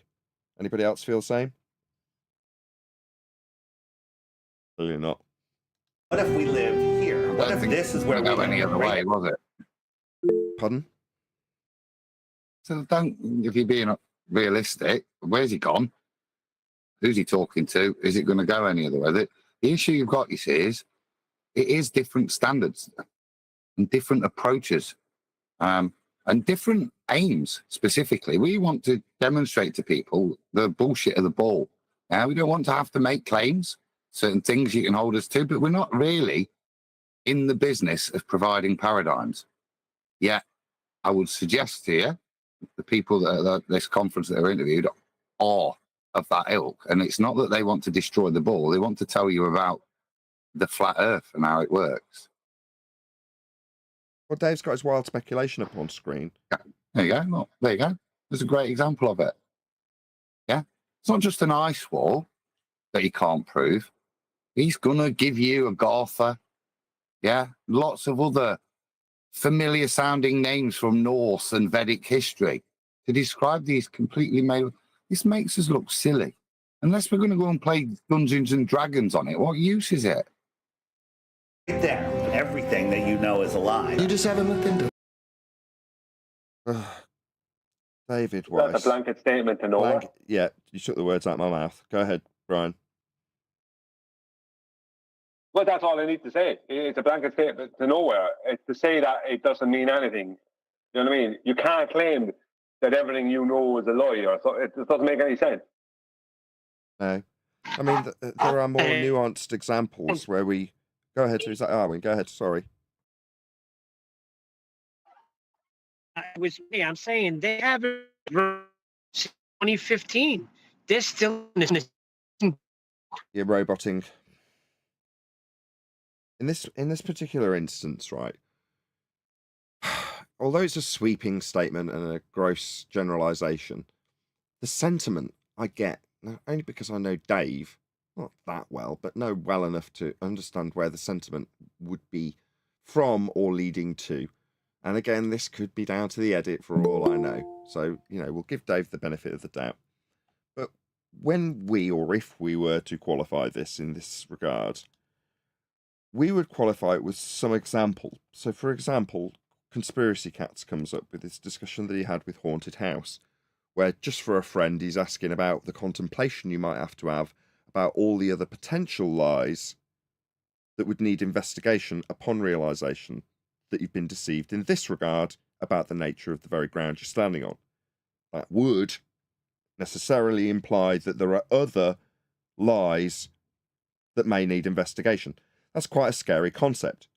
Now, that is quite complex to give out to an audience, therefore needs a reasonable amount of caveat to have it qualified in such a fashion that you don't just make it into a gross exaggeration.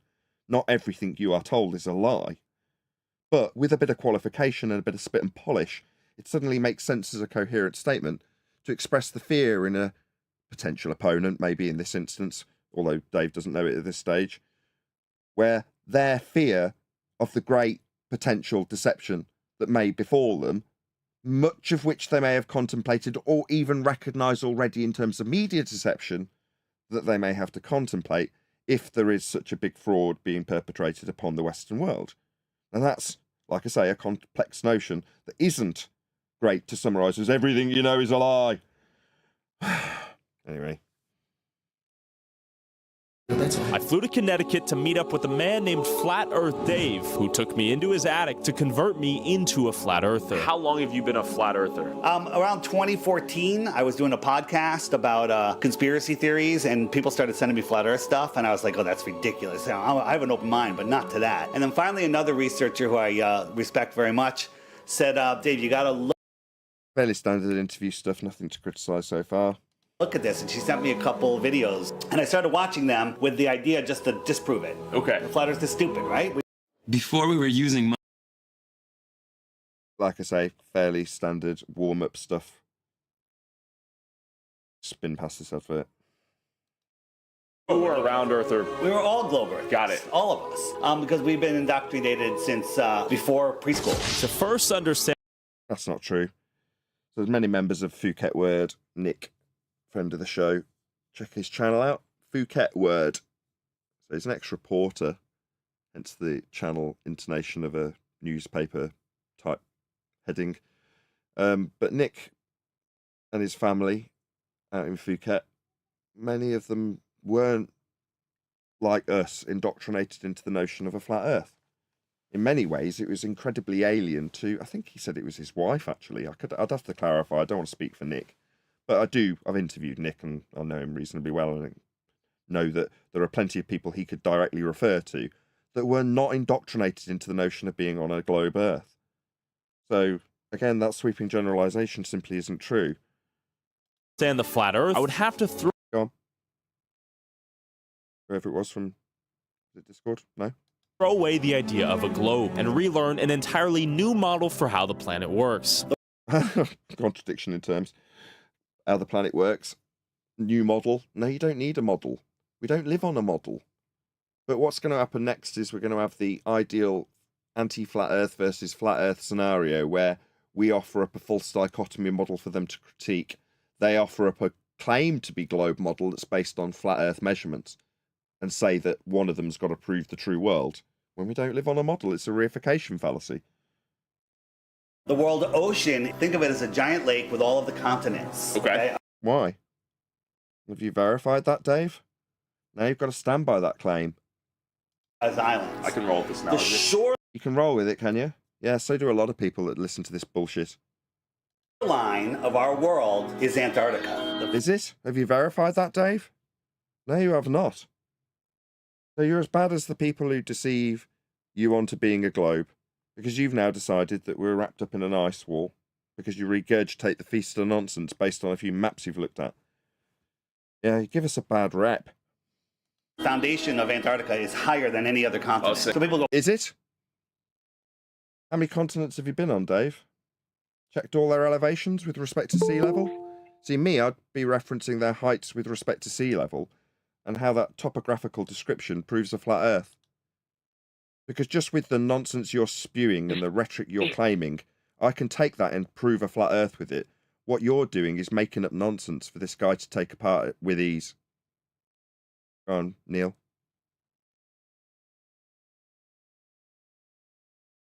Go on, Neil. I know that was you. What? Absolutely. Mute, Neil. Just mute, Neil, if you either want to. Yeah. well, why can't you fall off the edge of the flat earth? Because if you're on a lake. So he didn't ask you that question. You asked it, and now you're going to answer it, are you, Dave? So you're now cementing the notion of there being an edge and asking why we wouldn't fall off it. This is straight off the Feast of Nonsense table from Dave Weiss.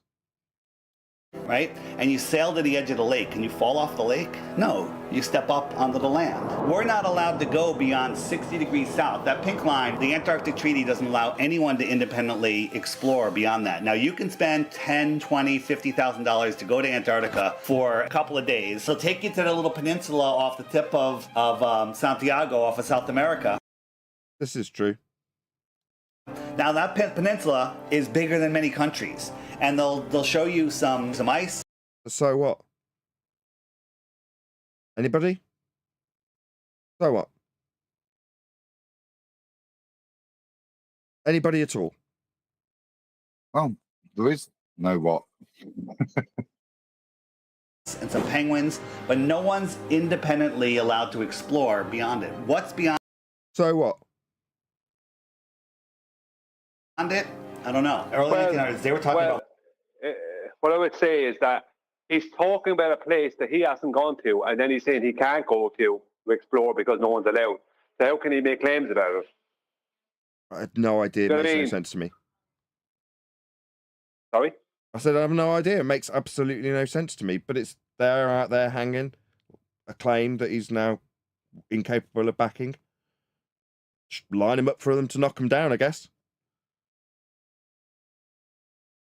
More land beyond Antarctica. What about this? Whoa. This makes sense. What if we lived here? What if this is where we lived? Right? What? They want to be God. Don't they? You want to be God, Dave? What if? Well, what if? What use is a what if? I don't understand any of this. This is so alien to me. Right there. These are other ponds with their own suns. Are they? On your little screen there? And? We live there, do we? Prove it. Makes us look like... What we're seeing here is what in 2014, 15, the mind of Martin Kenny came up with this. He merged Christianity, Vedic astrology, and I said Dungeons and Bloody Dragons into that model there that you see. He's the first guy that's, put that. People have run with it. And now it's being pumped as our reality. It's really disappointing, isn't it? That you get the opportunity to speak to somebody that's bigger, can reach people. And this is what you do with your opportunity. Yeah. It's demoralizing in a way. I agree. I mean, so far we haven't had a single critique of this Tyler Oliveira guy, but please, as I've suggested before, my call to action, hopefully you guys will talk in a moment after with the caller to action. Just thought I'd drop that in before I do it. Let him know, at Nathan Oakley 1980 sent me, in the vague hope that he would do the same for us, but leave him a nice comment, because so far so good. We're 2.5 minutes almost into this video, and I don't think we've said a bad word against him, and all we've done is criticise the people he's criticising, just for very different reasons. So maybe he'd be pleased to hear this, because it would certainly sharpen his wit when it comes to flat earthers, if nothing else. So far so good for you, Tyler. All we've done is criticise the people you've been in front of. not that unexpected. But yeah, go and let him know. There's a link going by in the live stream chat now, so click on it. Go and help him in the algorithmic love that we do not receive from YouTube. And just let him know at Nathan Oakley 1980 sent me. Hopefully he'll do the same for us. I'd like to say that something here. David Weiss and the likes, they keep on presenting maps, like the Gleason's map, the AE map, which are basically just the same thing. And like these maps that show other lands outside that area shown on the Gleason's map, blah, blah, blah. Now, they make a point of not watching us. They make a point of demeaning us. They make a point of telling their audience to stay away from us.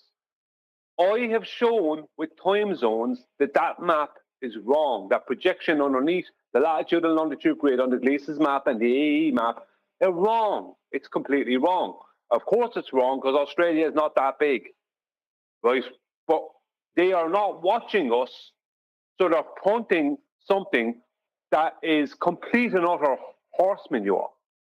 And they're punting it as a real map, almost. We live in a tiny pond that is Earth as we know it, trapped by the Antarctic walls and NASA soldiers? Maybe. So you Maybe you didn't get any evidence, so you're just parroting his speculation. Fair enough. Go ahead, whoever that was. Somebody from Discord wanted to get. Was that you, Rayleigh? No?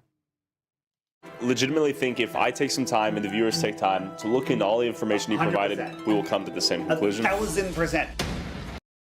Yeah, this guy's got a great angle on this. Saying, based on what you've just told me, would that prove Earth's flat? He already knows the answer. That's what this video is clearly going to be about, isn't it? The answer's no, isn't it? It doesn't mean anything, does it? No. No. So, Dave, if you're watching this, pay attention. You failed miserably with your techniques. Now, I have attempted to offer Dave a better way of doing things. And when I got to explanations of the scientific method, he shut me down. I was being humiliated by, let's face it, better YouTubers who can see the cracks in his garbage, same as we can. I offer 3 Bitcoins for 1 globe proof. Oh, really? Who defended those Bitcoins for you, Dave? Was it you? Were you the one that stopped people getting them? It wasn't. It was me.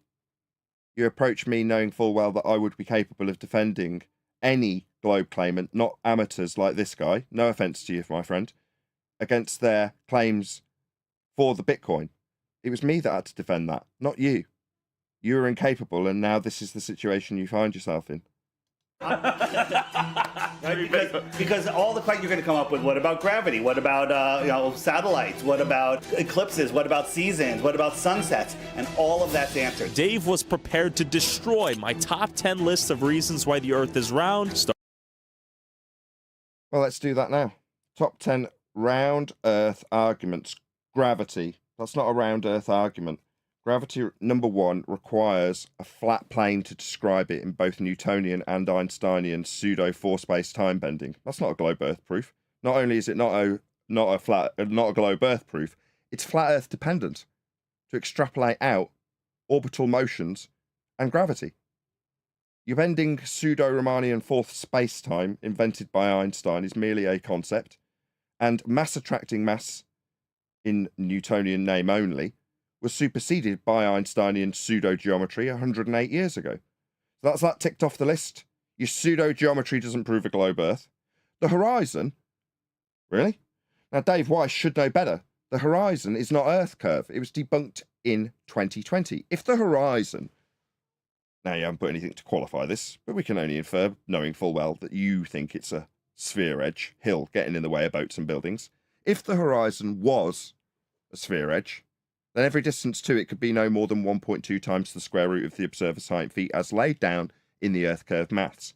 The distance to the horizon in the black swan imagery, denoted by 2 oil rigs at set distances, is beyond the limitation of a sphere edge horizon at 1.2 times the square root of the observer's height in feet in your Earth curve maths.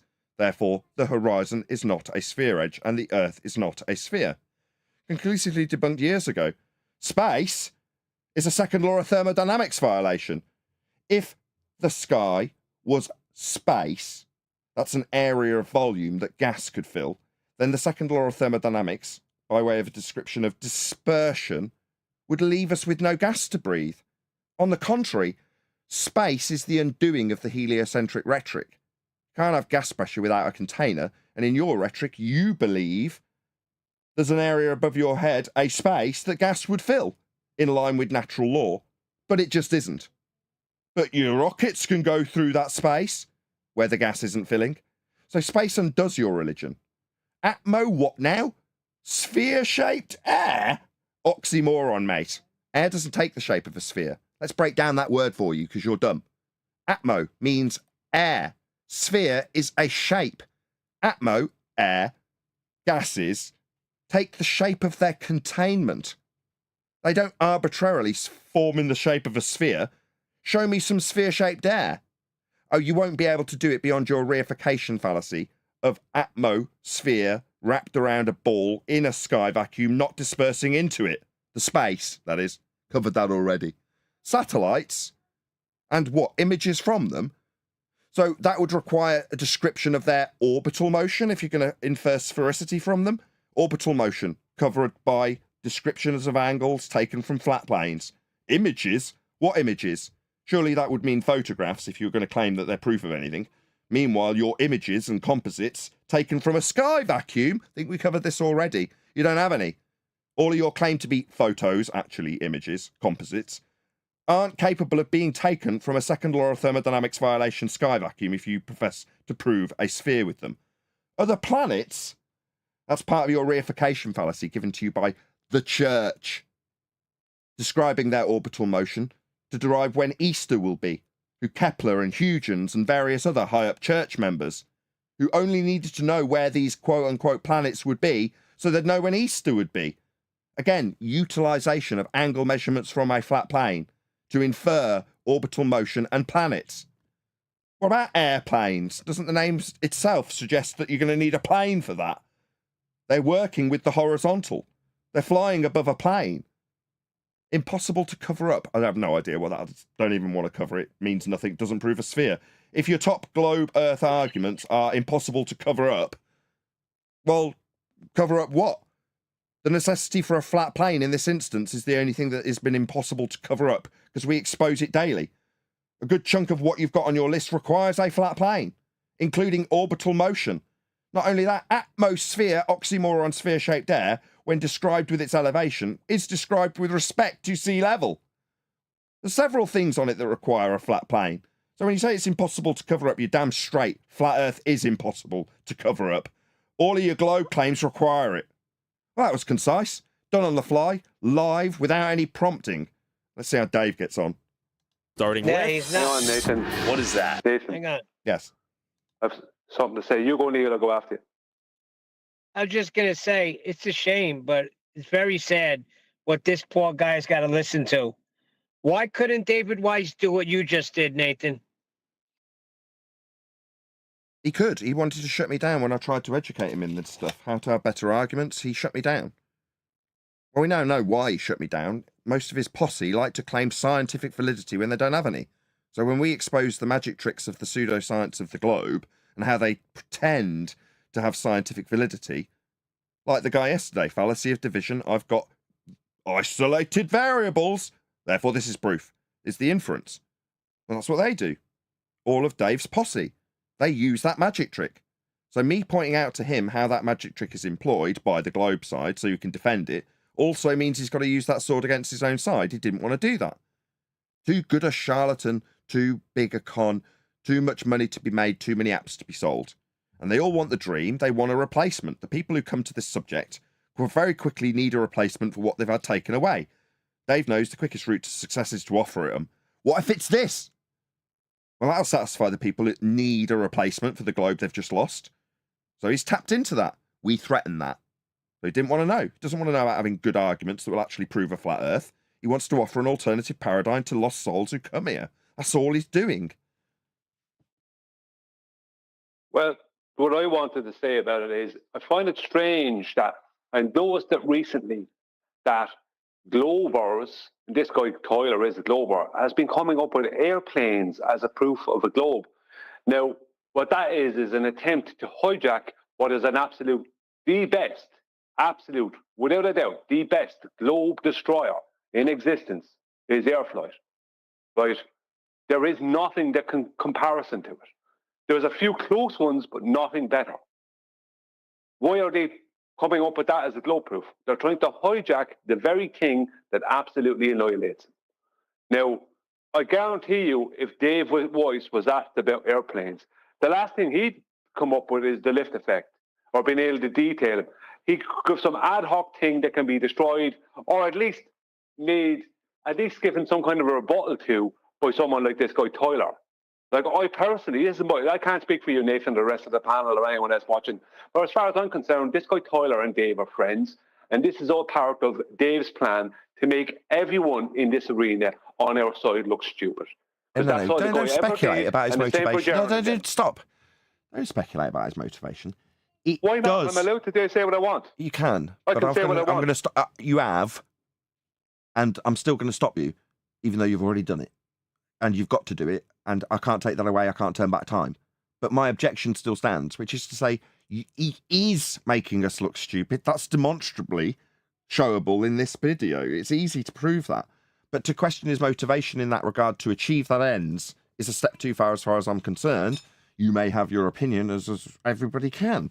But no, it's demonstrably the case that it does make us look stupid. I don't have to speculate about his motivation. Okay, well, your opinion and my opinion are different. I would normally not go to motivation, but I don't feel that there is any other route to take at this stage. And I haven't done for quite some time. This constant, this constant, I agree. Yes, Absolutely correct. But just that's a talking great about point, gravity. Bumblebee. So supposedly at the very, very perfect center, there's a molecule that says, I wanna feel. Ads. everything come to me. And it's because it has higher mass or it's heavier? I don't know, man, right? And neither do the scientists that claim it. They said there's not enough gravity to hold all of the solar system together. Okay. So they go, well, there has to be dark matter and dark energy, because if there isn't, then gravity's a lie. When you have a scientist... What? No, that's not how that works at all. Don't correct him on his total lack of globe acumen. Yeah, no, no, Dave, no. Scientific theory, and you have 96% of it's wrong. You probably throw out the theory, but in cosmology, they go, no, we'll just make up something to fill in that 96%. If I borrowed $100 from you and I gave you 4, I go, we're even, and you're like, no, where's the other 96? I'm like, well, there's dark dollars. Dark dollars. Are you good with that? Because I understand that gravity is complete and total nonsense. That's Why? We're gonna find out. a bold claim, though, right, for the average person. Ships. This is a bold claim. So after all of that, his response was a total hand wave, and rightly so, because you offered him nothing to decry their claims of gravity. You didn't ask him to clarify what gravity is. You took it upon yourself as a flat earther to start badly taking it apart based on a total misapprehension of what it is or isn't, and what science is saying about it, and theories for it. And now we can move on, having you, David Weiss, done all the work for him. He didn't have to do anything, did he? Right. Oh, God. I'm going to take my hat off to you, Tyler. Genius. You didn't have to do anything, did you? He did it all for you. You have taken Quantum Eraser's advice and just said, just let them talk. Just leave them to it. Give them that rope and watch them tie around their own neck. In the horizon. The horizon is the line at which the Earth's surface and the sky appear to meet. So when somebody sees a ship appear to go over the horizon, they go, oh, that's Earth curve. But if the Earth was... What's going on? Dave, this isn't your claim, mate. What he's just done is given you the definition of a horizon, where the land or sea meets the sky, the apparent location. He just defined it for you. And now you, on his behalf, without any prompting, are going to launch into what globers say. This isn't your responsibility. You're getting duped. You are being rolled over by this guy. Completely. Anthony's joining. I wonder why. Hey, Anthony. Hello.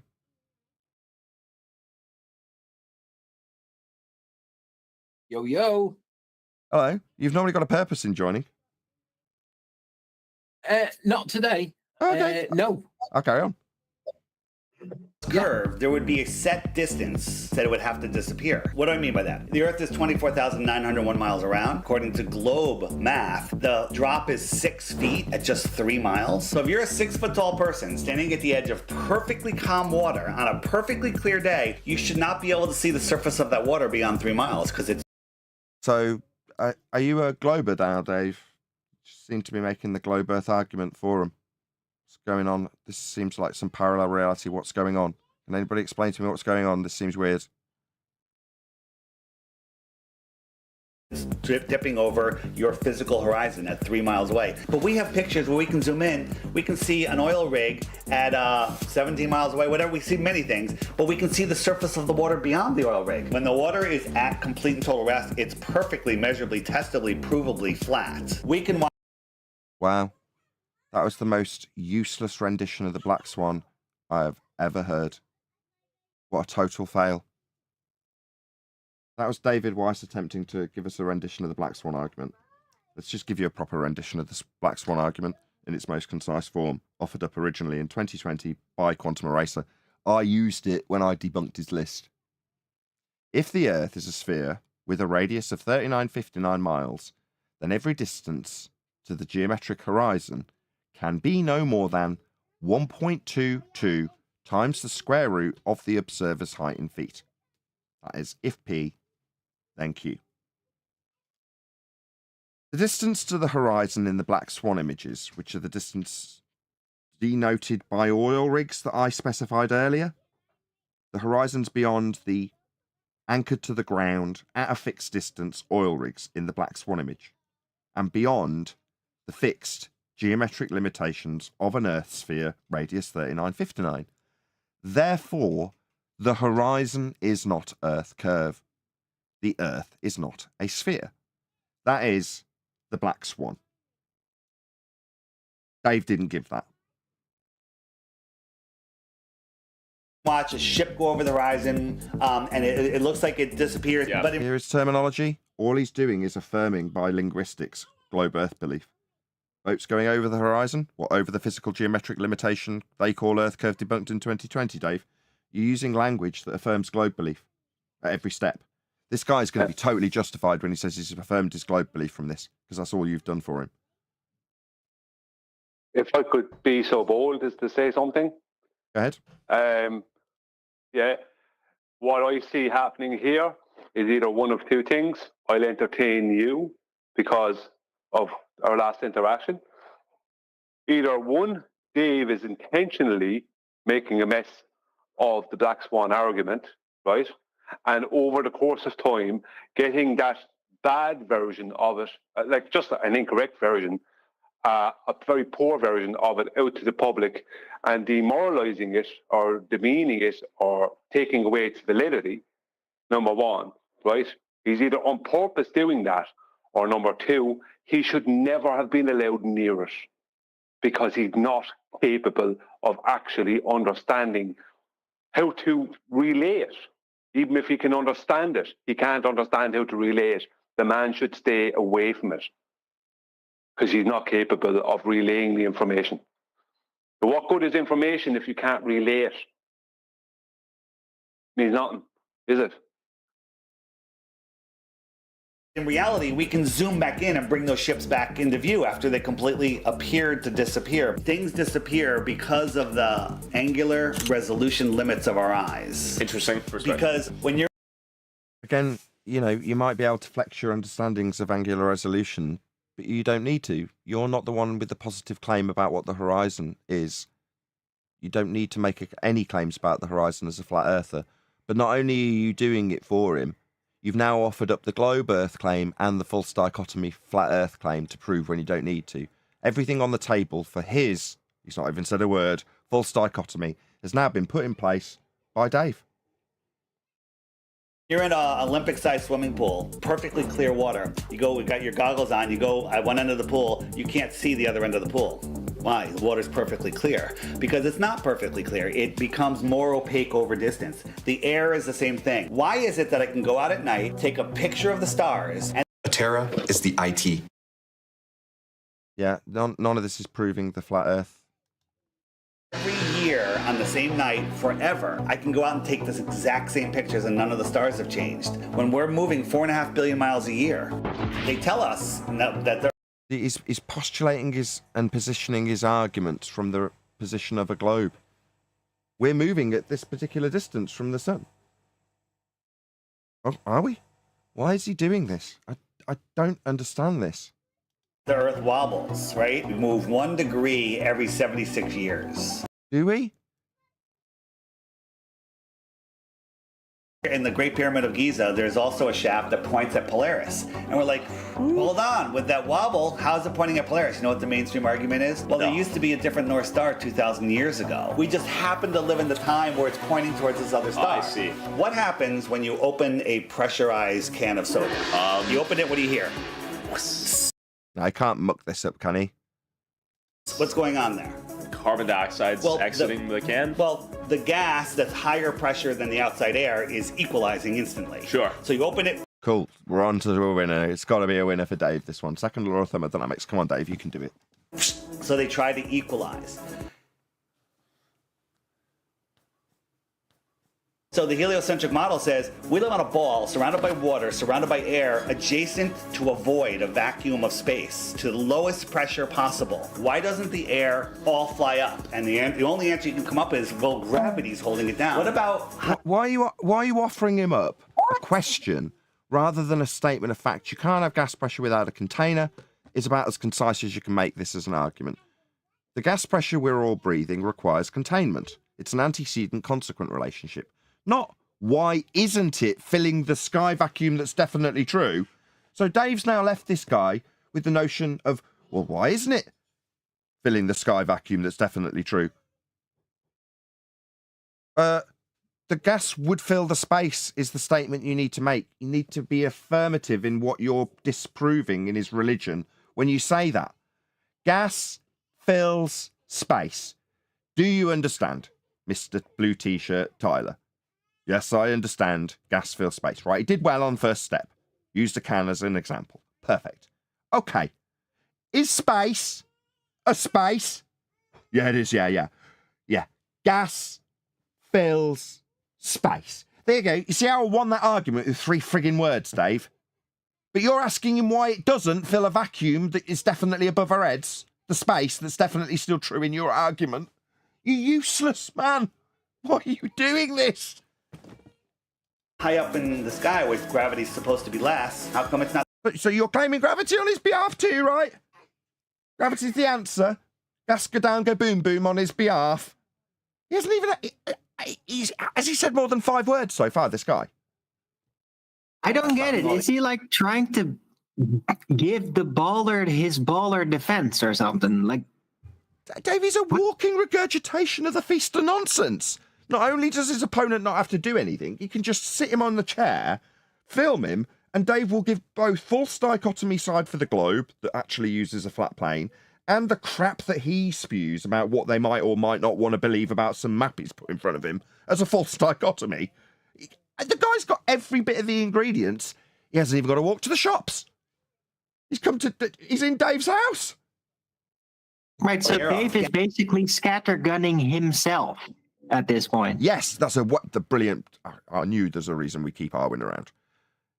Dave Weiss is scattergunning himself with feast of nonsense false dichotomies.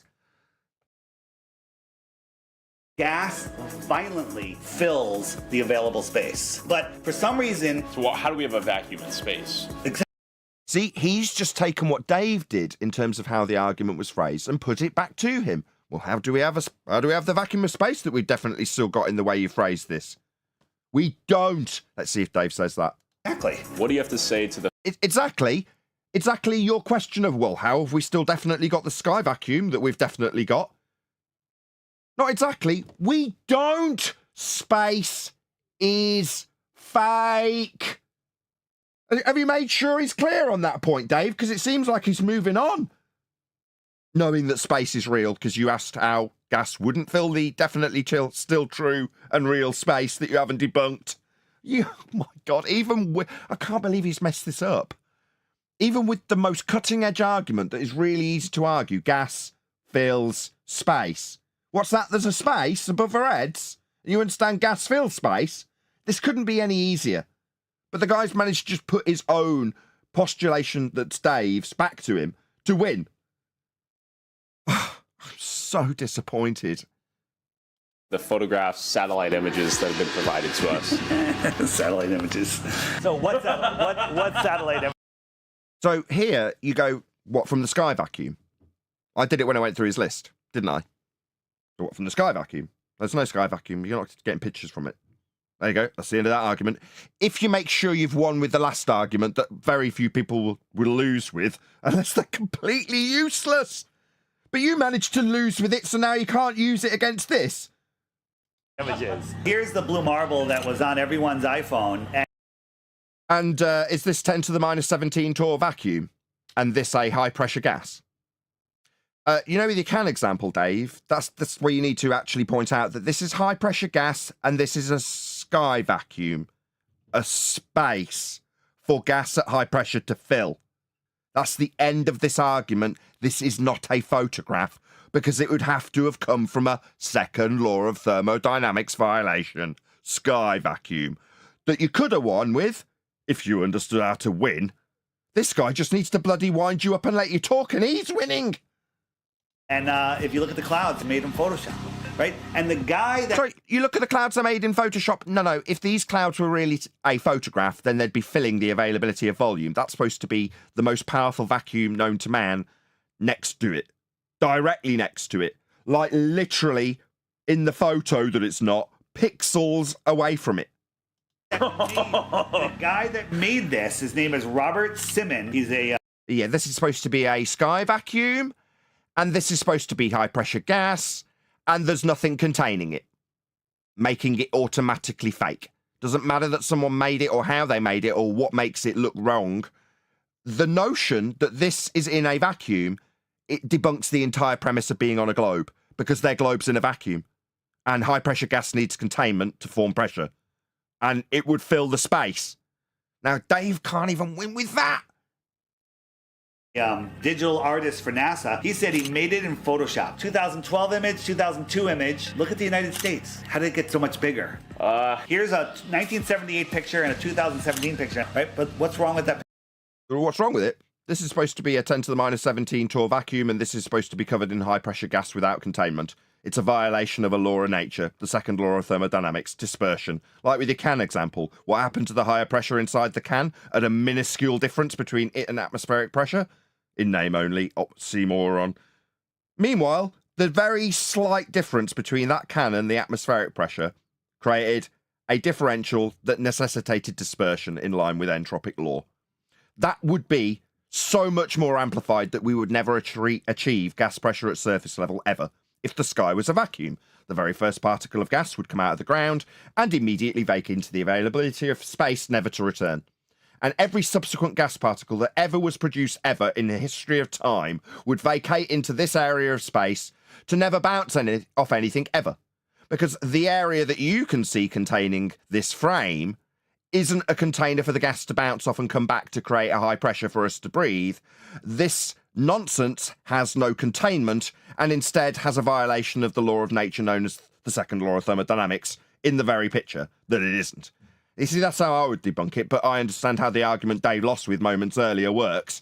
Dave thinks it's important to point out how this is photoshopped. Picture. All the clouds are the same. So from 1978 to the clouds that would disperse into the sky vacuum. 2017, the clouds never changed? They'd never have formed. If you understood the how gas pressure can't form without containment argument, they'd never have formed in the first place. That would be the much stronger argument. Identical. Oh, I see the circled one. Yeah, you're right. Why don't we have a photo of Antarctica? Exactly. Oh, here we go. Dave's going to get the opportunity to talk total complete nonsense. If you look at Antarctica from space, it's always clouds. No, it's not clouds. It's cartoons. They don't even have images. Sorry, if we look at Antarctica from space, sack him. Why is he a flat earther? Get him out of my arena. I hate this. If we look at Antarctica from space, so preface this notion that you're going to try and debunk or prove, we don't know yet, Dave could go either way, with a picture taken from the sky vacuum. You know, this area of Antarctica, real or not, people have been claimed to have walked on it. So let's say that they only go to the outside extremities, regardless of where the hell they claim it is. People have definitely been here for the sake of this discussion, and they could breathe.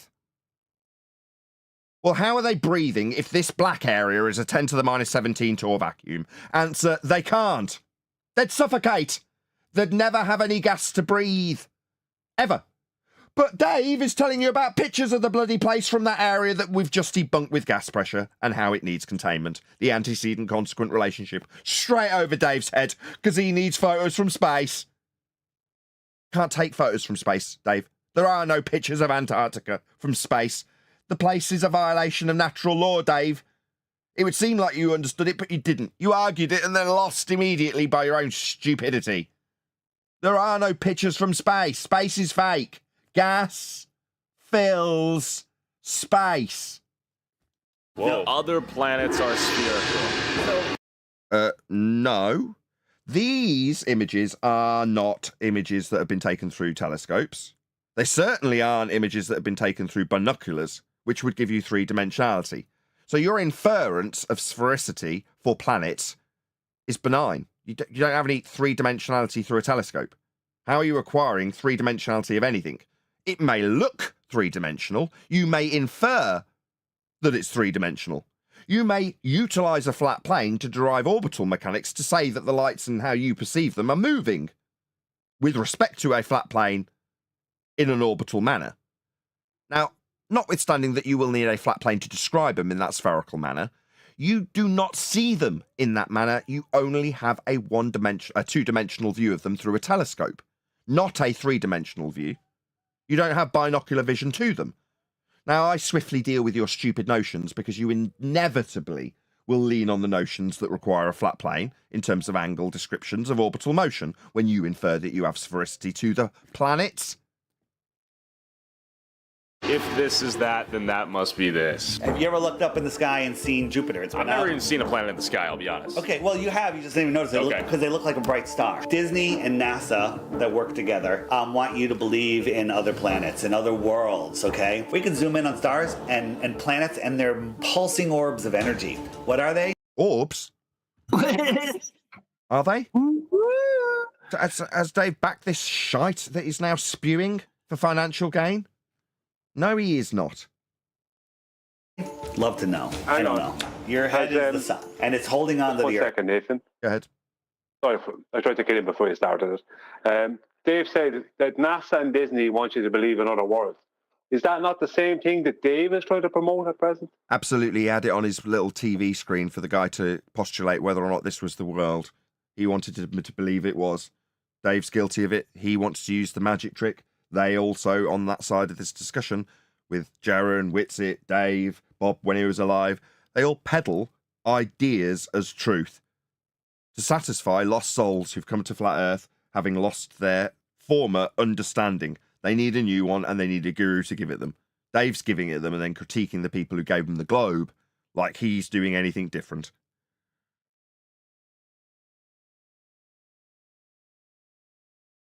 Earth, and it's pulling it, it's letting it go fall around you, okay? Right? But I got a moon here, and this moon is going around the Earth. When it comes towards the sun, shouldn't the sun kind of...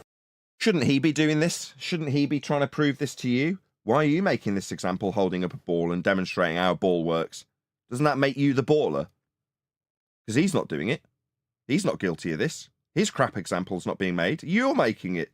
Pull it a little bit, and when it comes around away from the sun, shouldn't it be slowed down a little bit? But the laws of inertia, right, would argue that it's stuck in this elliptical. You're making up things because you're trying to defend your position. Which... Or what, an elliptical orbit? Orbits? Oh, that's interesting. Those descriptions of angle measurements from a flat plane. You're going to need a flat plane to describe orbits. I wonder if Dave knows that. Hasn't been keeping up to date with the flat Earth debate. I mean, the Globers will say that the gravity of the... Does he know that the elliptical descriptions, right, they came as a direct consequence of the church? I mentioned this earlier as well, I believe, preemptively. The church wanted to know when Easter was. So they had to figure out a better way of describing the motions of the stars, which up until then they didn't have a predictive handle on. They were getting it wrong. Therefore, they weren't telling their congregations when Easter would be correctly. They needed to figure out when it was, what weekend after, what full moon. They needed to know what alignment of the planets would let them know when that would be, because it is directly laid down by the alignment of the planets. So they needed a better system. So it's not Copernicus, is it? It's Kepler came up with orbital motions that were elliptical at the behest of the church. Now, those elliptical motions of orbits are descriptions of angles taken off a flat plane. The angle measurements are with respect to a flat Earth. That's how orbits are described. So while this guy talks about elliptical something or other, giving me a good idea of what I already know, he's an amateur and doesn't really know much about this stuff, that's fine. He's not a specialist in it like Dave. Shouldn't know better. Right? Well, elliptical what? Orbits. derived from flat plane motions, based on angles measured off a flat plane, at the behest of the church to better define when Easter is. Kepler made them elliptical. So that's where you've got your notion that this proves a globe from, Tyler. Well, you're wrong, because the elliptical orbits that you were mentioning when Dave seems to be in the hot seat for proving a globe while holding a globe and talking about how globes work. Bloody outrage, you're supposed to be a flat earther. What are you doing, man? Well, he just came back with elliptical orbits, didn't he? You need a flat earth for that, Tyler. Now, if you let Tyler know, at Nathan Oakley 1980 sent me with the link that I'm going to be putting into the live stream chat right now, in the vain hope that Tyler would respond and put a link to my video, I wonder if the offer for £1,000 stands. He wanted proof. I'm offering him it. With his own claim and his own words. Few though they've been. Didn't need many, did I, Tyler? Do I get the £1,000 that you were offering? Because you wanted proof, and I'm going to give it you in your own words. Fully backed up with the history of where they came from. That you can verify for yourself in terms of Kepler and his elliptical motions given to you at the behest of a church based on angle measurements from a flat Earth. Those are facts you can verify for how your notions of orbital motions about sphere Earth, reifications, check that word too, pretty big, Tyler, you look it up, are actually measured off a flat Earth. I'd like £1,000. I'm pretty poor. I get no algorithmic love, which is why I'm hoping, in the vain hope, that you'll give me some, Tyler, even though I'm critiquing you. Not really, not that much. It's more Dave than you. Right? I'd like that £1,000. There you go. I've proven Earth is flat based on your measurements and notions of stuff you believe in. Ellipse. The orbital motion. That needs a flat Earth. Fact. Check it out for yourself and give me £1,000. The Earth negates the gravity of the sun. So the sun can hold on to the Earth. What?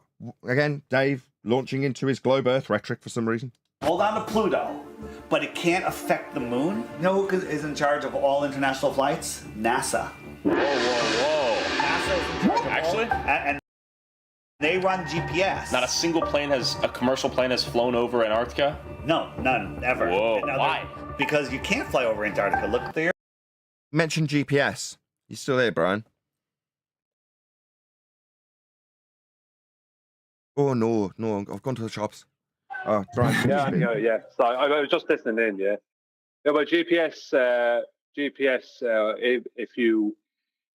if you look at what is actually claimed concerning GPS and how it's claimed to work, even if we did live, and this is the main point with GPS, even if we did live on a globe, how they say it works wouldn't work. GPS requires something else than that. On top of that, GPS does use XYZ coordinates, which are flat plane coordinates. So it's always referencing a flat plane. And all the mapping within a GPS unit is all taken from surveying prior to the existence of GPS, because GPS started with surveying, not with US military. And all of that mapping is what's known as ordnance survey mapping, and it's all derived from XYZ coordinates, which is XY, which is a horizontal plane, and Z, which is elevations above and below that horizontal plane. So XY would be mean sea level, and the Z would be all the elevations above and below mean sea level. It's always referencing a horizontal plane at all times. I won't go into, I can go in way more than that. I mean, I can go way more than that, but I don't need to. No, well, you just need a concise summary at the end of it. GPS is a flat Earth system.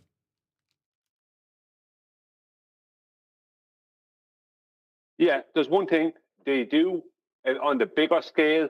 They claim that GPS is referencing the Universal Transverse Mercator map, right?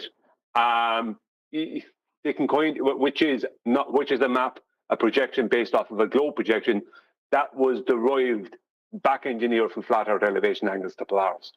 But the whole point is that the Universal Transverse Mercator map is a projection based on a globe, but GPS is referencing the local area all the time, wherever you are locally. So it's constantly go from local to local to local to local. That's how it works. So it's not always referencing the Universal Transverse Mercator on the small scale. It is referencing it on the big scale.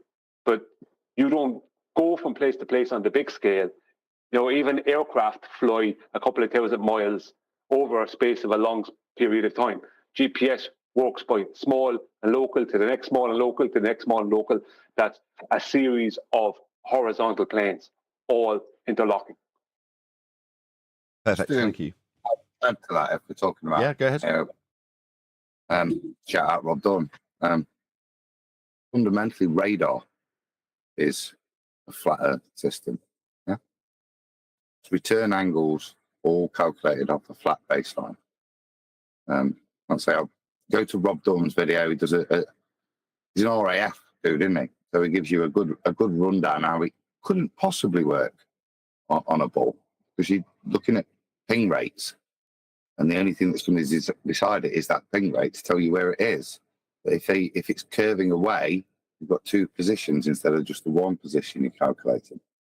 So yeah. Radar. And the other thing with radar is that if the Earth was curving away, the bulge would cast something called a radar shadow, and you'd never be able to get beyond the bulge, the horizon, because it would always be in shadow, so you'd never find anything.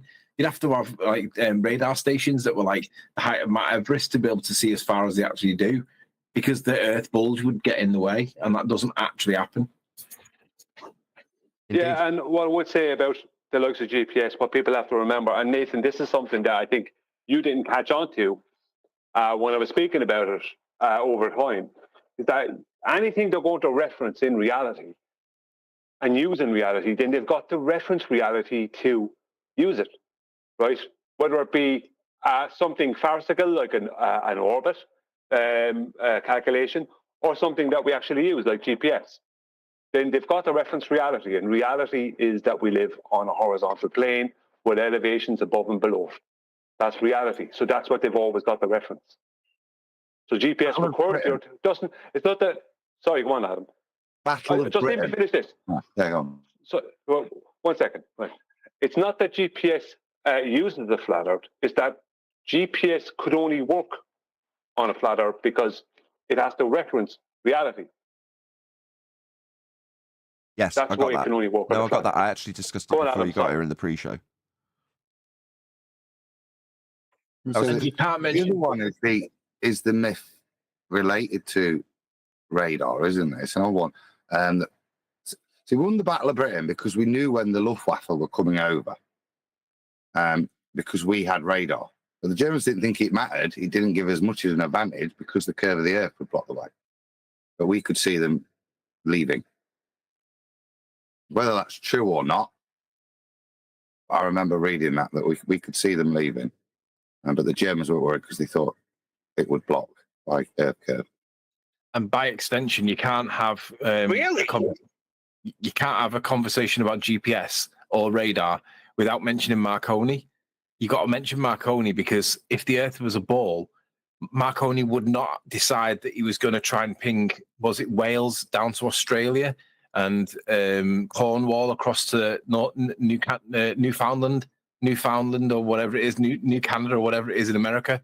He wouldn't try that in the first place because the Earth's ball and these rays are obviously going straight.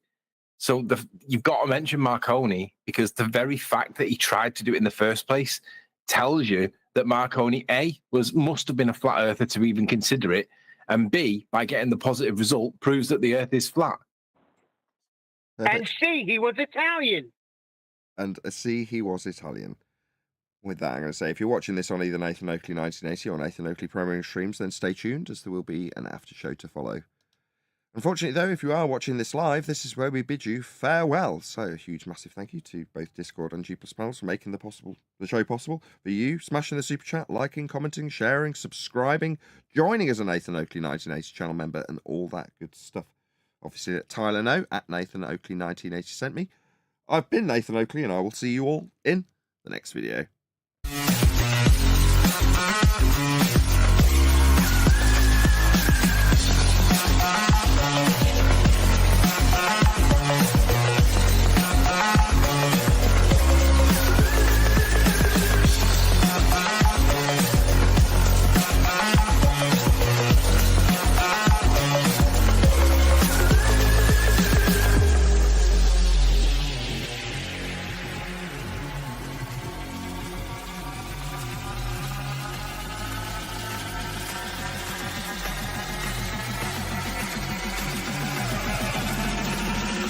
Oh, what a day! What a lovely day!